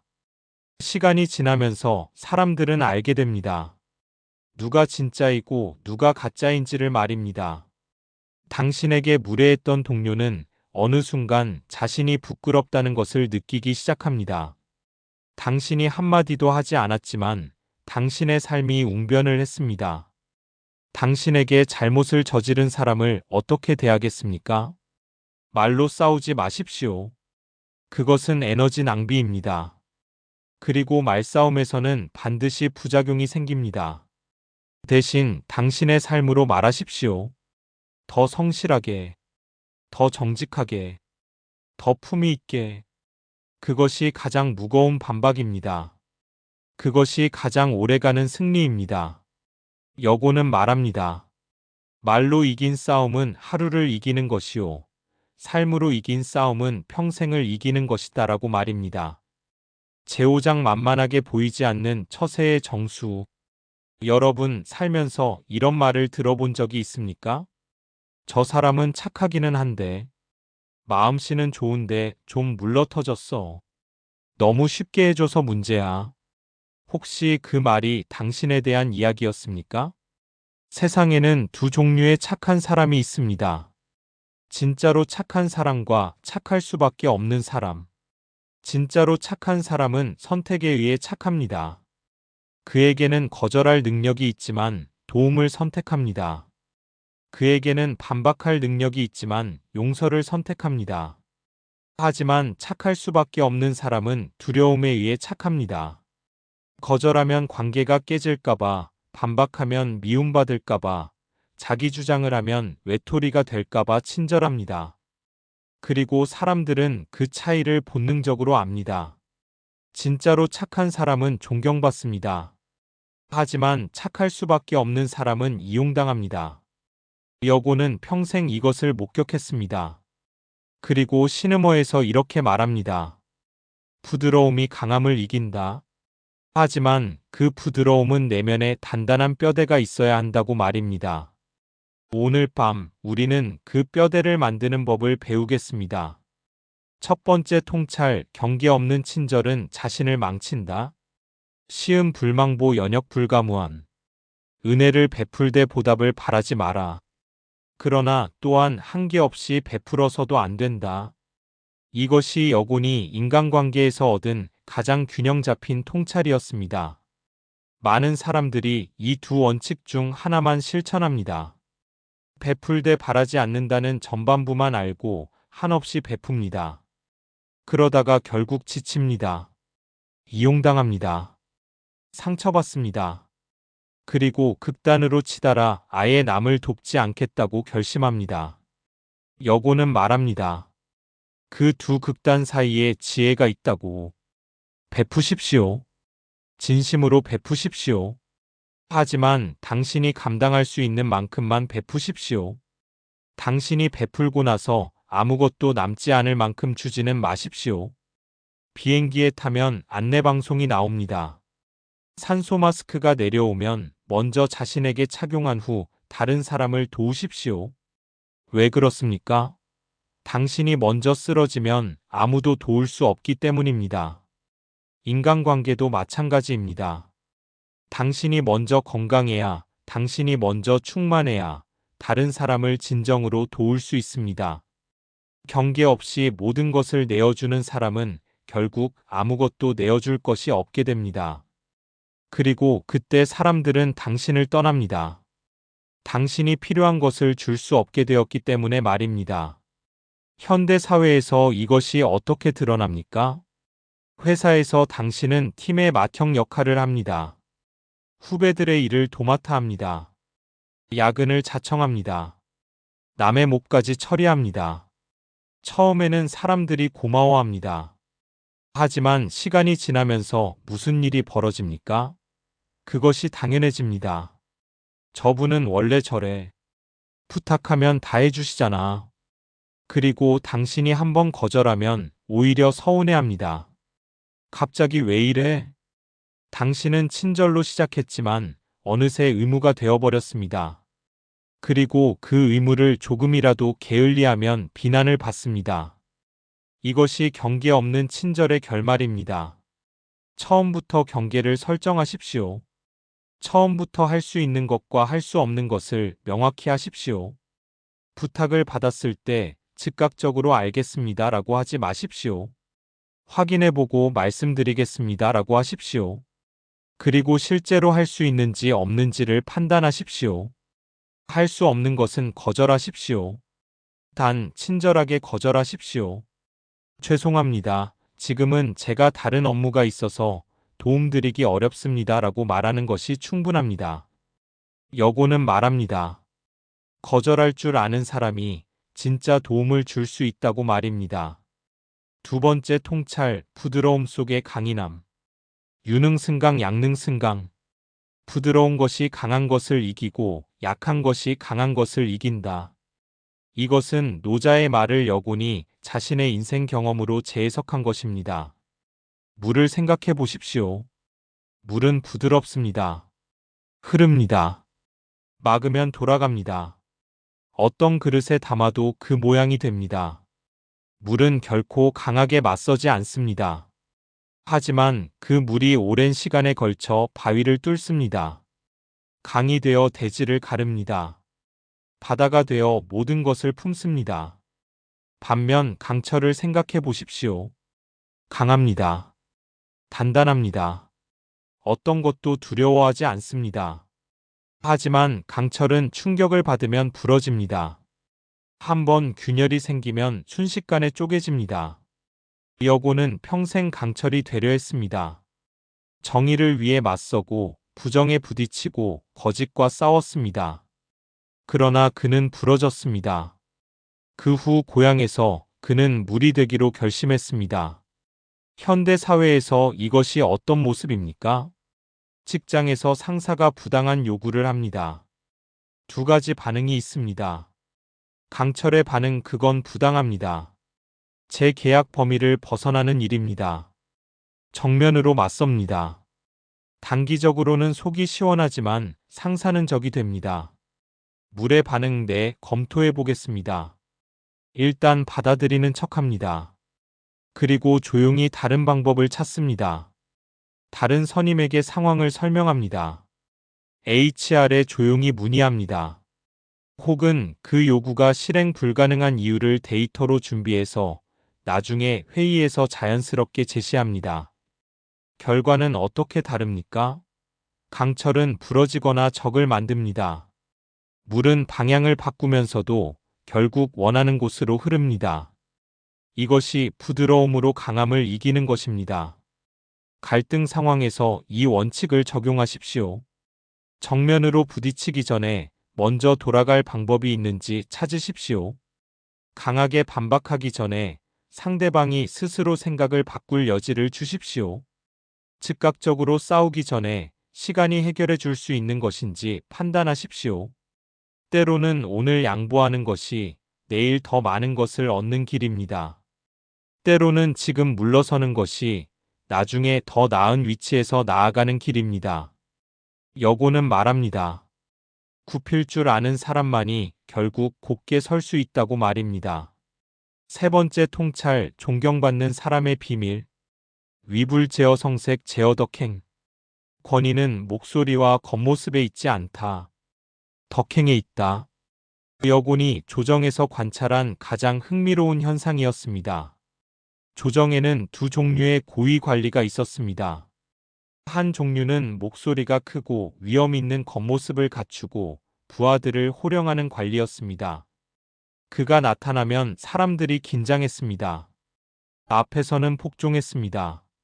하지만 그가 자리를 뜨면 어떻게 되었습니까? 뒤에서 욕을 했습니다. 그의 지시를 대충 따랐습니다. 그가 없으면 일이 제대로 돌아가지 않았습니다. 다른 한 종류는 말수가 적고 특별히 위험 있는 겉모습도 없었습니다. 하지만 그 사람이 말하면 아무도 반박하지 않았습니다. 그 사람이 없어도 사람들은 그 사람의 기준에 맞게 일했습니다. 차이가 무엇입니까? 전자는 두려움으로 복종을 얻었습니다. 후자는 존경으로 자발적인 따름을 얻었습니다. 두려움으로 얻은 복종은 두려움이 사라지면 함께 사라집니다. 하지만 존경으로 얻은 따름은 시간이 지나도 남습니다. 현대 직장을 보십시오. 팀장이 큰 소리로 팀원을 윽박지릅니다. 이것도 못해? 도대체 뭘 하고 있는 거야? 그 팀원들은 그 자리에서 위축됩니다. 하지만 돌아서서 무슨 말을 합니까? 저 팀장 때문에 못 다니겠어. 기회되면 팀 바꿔야지.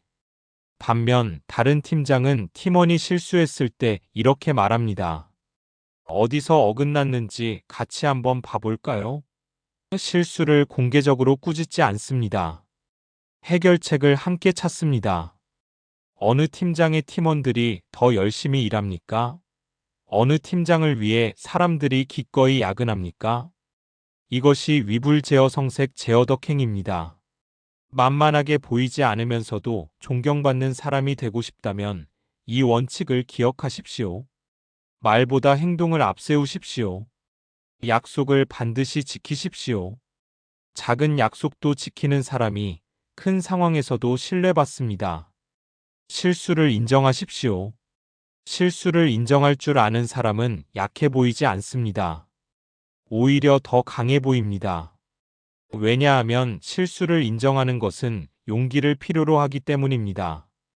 그리고 남을 공개적으로 칭찬하고 개인적으로 지적하십시오. 칭찬은 공개적으로 할수록 효과가 커집니다. 지적은 개인적으로 할수록 관계가 유지됩니다. 여고는 말합니다. 권위를 주장하지 않아도 권위가 서는 사람, 그 사람이 진짜 강자다라고 말입니다. 네 번째 통찰, 선의의 경계를 지켜라.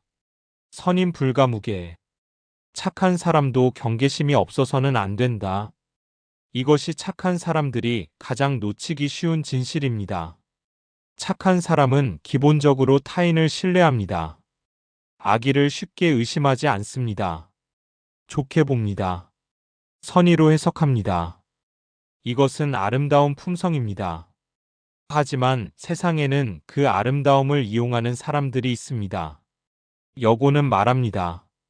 착한 것과 순진한 것은 다르다고.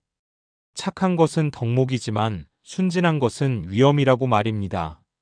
사자와 양을 생각해 보십시오. 사자는 강합니다. 양은 온순합니다. 하지만 양은 항상 경계를 늦추지 않습니다. 이상한 기척이 나면 경보를 울립니다.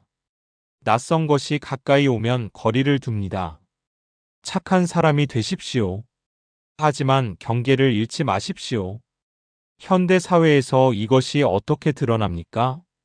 처음 만난 사람이 갑자기 아주 친절합니다. 당신에게 선물을 합니다. 밥을 삽니다. 칭찬을 아끼지 않습니다. 당신은 생각합니다. 정말 좋은 사람이다. 하지만 여고는 경고합니다. 이유 없는 친절은 이유가 있다고. 아무런 연고 없이 갑자기 과도하게 친절한 사람을 조심하라고 말입니다. 그것은 반드시 무언가를 원하기 때문입니다. 그것이 꼭 나쁜 것이 아닐 수 있습니다. 하지만 알고 있어야 합니다. 그리고 그 사람이 원하는 것을 들어줄 수 없을 때 그 친절이 어떻게 변하는지 지켜봐야 합니다. 진짜 친절은 대가를 바라지 않습니다. 그리고 당신이 요청을 거절해도 변하지 않습니다. 경계심을 유지하면서도 친절한 사람이 되는 법이 있습니다. 새로운 관계에서는 천천히 신뢰를 쌓으십시오. 처음부터 모든 것을 열어 보이지 마십시오. 단계적으로 상대방이 신뢰할 만한 사람임을 확인하면서 거리를 좁혀 가십시오. 과도한 친절에 과도하게 반응하지 마십시오. 갑자기 큰 선물을 받으면 당연히 감사해야 합니다. 하지만 그것이 당신에게 의무를 만든다고 느끼지 마십시오. 당신은 그것을 요청하지 않았습니다. 그리고 이 원칙을 지키십시오. 말보다 행동을, 행동보다 시간을 믿어라. 사람은 한 번의 행동으로 판단하기 어렵습니다. 오랜 시간, 여러 상황에서의 행동이 그 사람의 진짜 모습을 보여줍니다. 여고는 말합니다. 경계심은 의심이 아니다. 경계심은 자기 보호다라고 말입니다. 다섯 번째 통찰, 중용이 최고의 처세다. 과유불급. 지나친 것은 미치지 못한 것과 같다. 여곤이 평생의 성찰 끝에 도달한 최종 결론이었습니다. 그는 자신의 실패를 돌아보았습니다. 무엇이 문제였습니까? 너무 강직했습니다. 너무 정의로웠습니다. 너무 청렴하려 했습니다. 너무 많이 말했습니다. 그것들은 모두 좋은 것이었습니다. 하지만 지나쳤습니다. 그리고 그 지나침이 그를 망했습니다. 착함도 지나치면 어리석음이 됩니다. 용기도 지나치면 무모함이 됩니다. 신중함도 지나치면 비겁함이 됩니다. 친절도 지나치면 아첨이 됩니다. 모든 덕목에는 적절한 정도가 있습니다. 그 정도를 유지하는 것, 그것이 중용입니다. 현대인에게 중용은 어떤 모습입니까? 직장에서 성실하되 자신을 갈아넣지는 마십시오. 팀을 위해 희생하되 자신의 건강과 가족을 희생하지는 마십시오. 성과를 내되 그것을 위해 비윤리적인 방법을 쓰지는 마십시오. 인간관계에서 친절하되 이용당하지 마십시오. 솔직하되 상처를 주지 마십시오. 거절하되 냉정하지는 마십시오. 자기 자신에 대해서는 자신감을 갖되 오만하지 마십시오. 겸손하되 비하하지 마십시오. 목표를 높이 세우되 현실을 무시하지 마십시오. 이 모든 것이 중용입니다. 양극단 사이에서 적절한 지점을 찾는 것. 이것이 가장 어렵고 이것이 가장 중요합니다. 중용을 실천하는 구체적인 방법이 있습니다. 결정을 내릴 때 양극단을 먼저 생각하십시오. 이것을 극단적으로 했을 때 어떻게 되는가? 전혀 하지 않았을 때 어떻게 되는가? 그리고 그 사이에서 가장 합리적인 지점을 찾으십시오. 남의 시선보다 자신의 원칙에 따르십시오. 중용은 남이 보기에 그럴듯한 행동이 아닙니다. 스스로 납득할 수 있는 행동입니다. 그리고 균형을 잃었을 때 빨리 알아차리십시오. 너무 많이 주고 있습니까? 줄이십시오. 너무 많이 참고 있습니까? 말하십시오. 너무 강하게 밀어붙이고 있습니까? 멈추십시오. 여고는 말합니다. 중용은 길의 한가운데를 걷는 것이다. 한쪽으로 치우치면 넘어진다고 말입니다. 제6장 고독을 품어 위대한 인생을 완성하라. 여러분, 이제 우리의 여정이 마지막에 다다랐습니다. 오늘 밤 저는 여러분과 가장 솔직한 이야기를 나누고 싶습니다. 인생은 외롭습니다.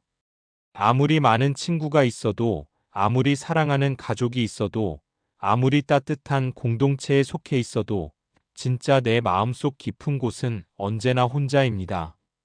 기쁨의 절정에서도 슬픔의 나락에서도 결국 그 감정을 완전히 공유할 수 있는 사람은 없습니다.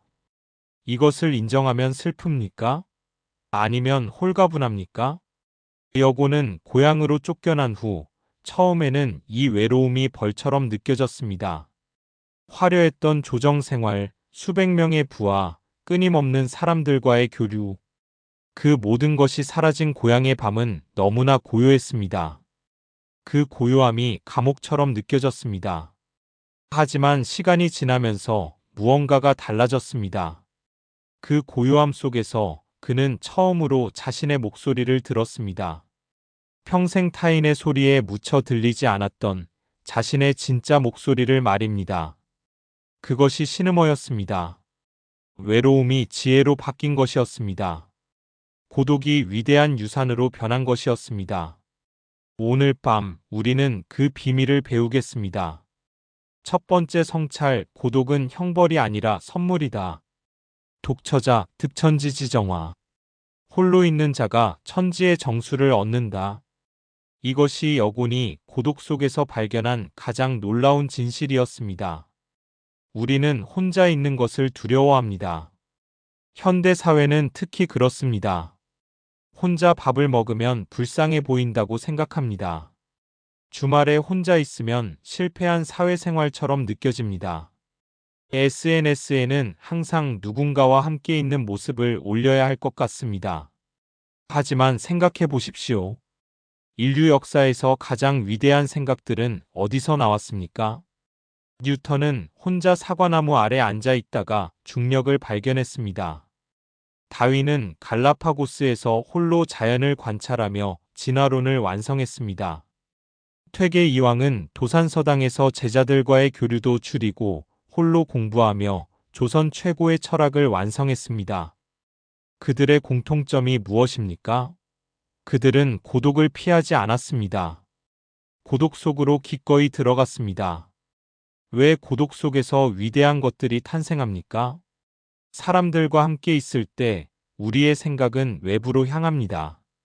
상대방에게 맞추고 상대방의 반응을 살피고 상대방이 원하는 것을 신경 씁니다. 자신의 깊은 곳으로 들어갈 틈이 없습니다. 하지만 혼자 있을 때 생각은 내부로 향합니다. 진짜 내가 무엇을 원하는지, 무엇이 옳은지, 무엇이 중요한지를 비로소 들여다볼 수 있습니다. 현대 사회에서 이것이 얼마나 어렵습니까? 스마트폰이 있습니다. 잠깐이라도 혼자 있으면 손이 저절로 스마트폰을 찾습니다. SNS를 스크롤합니다. 유튜브를 봅니다. 뉴스를 읽습니다. 외로움을 채우려 합니다. 하지만 그 모든 외부 자극들이 우리가 자신과 마주하는 것을 방해합니다.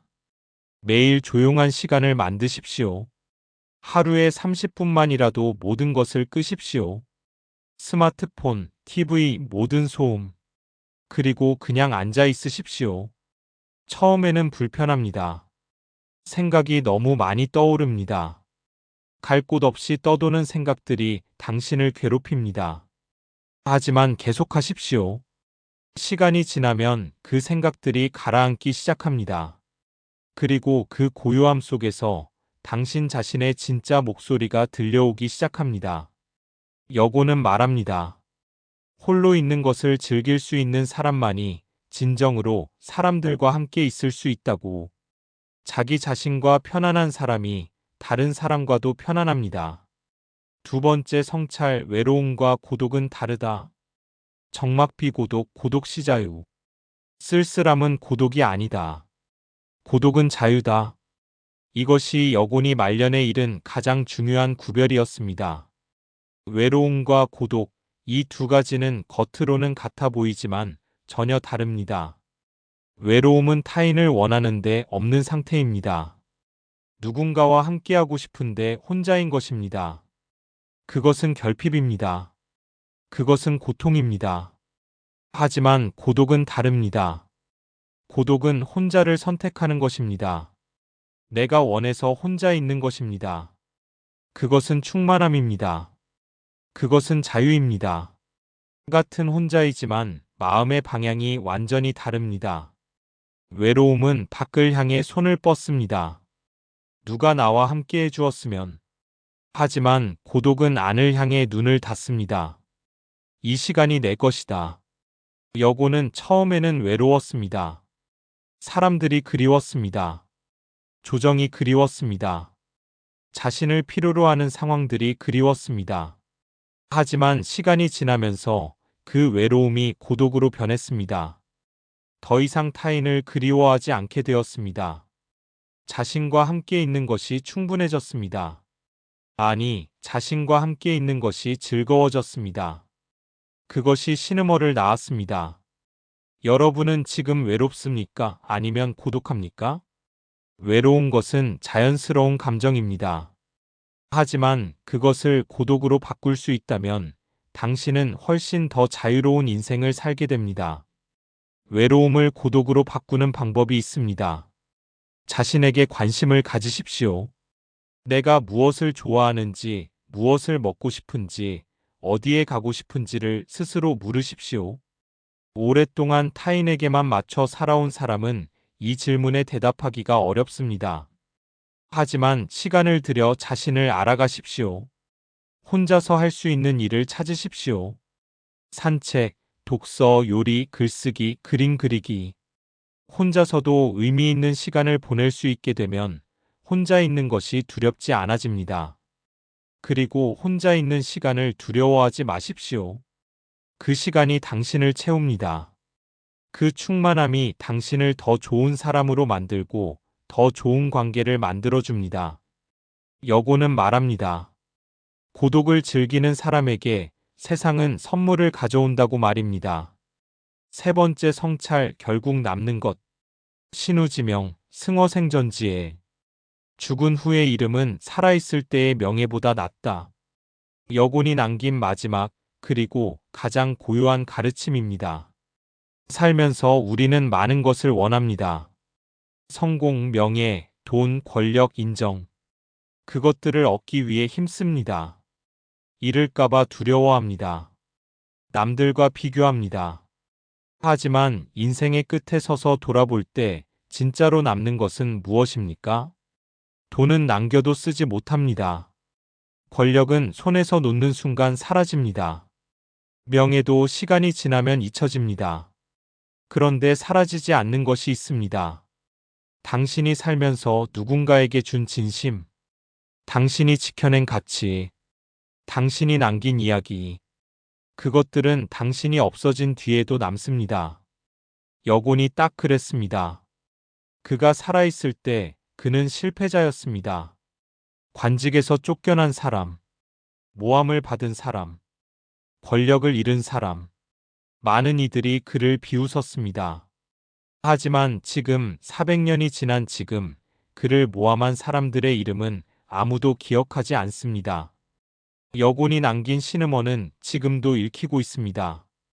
지금 이 밤에도 누군가가 그 책을 읽으며 위로를 받고 지혜를 얻고 있습니다. 누가 이긴 것입니까? 여러분, 인생의 성패는 마지막에 결정됩니다. 그것도 당신이 살아있을 때가 아니라 당신이 사라진 후에 결정됩니다. 당신이 살아가면서 어떤 흔적을 남기고 있습니까? 당신이 스쳐 지나간 사람들에게 어떤 온기를 남겼습니까? 당신이 힘들 때도 지켜낸 가치가 있습니까? 그것들이 당신의 진짜 유산입니다. 신음하위가 신음이 노래가 된다. 이것은 여곤이 신음어의 마지막 부분에 남긴 말이 아닙니다. 하지만 그의 삶 전체가 이것을 말하고 있습니다.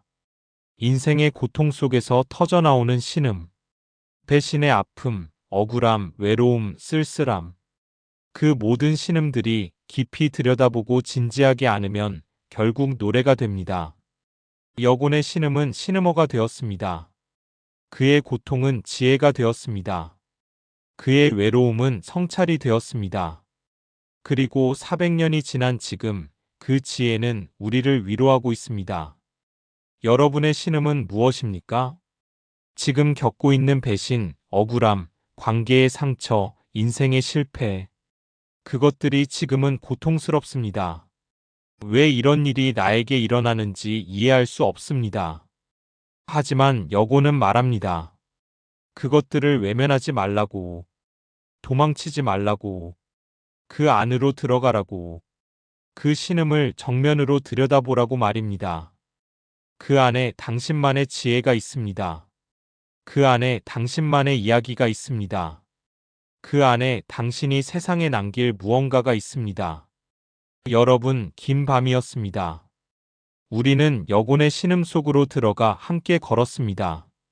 인간관계의 본질을 배웠습니다. 피해야 할 사람들을 알아보는 눈을 키웠습니다. 말을 아끼는 지혜를 배웠습니다. 분노를 다스리는 법을 배웠습니다.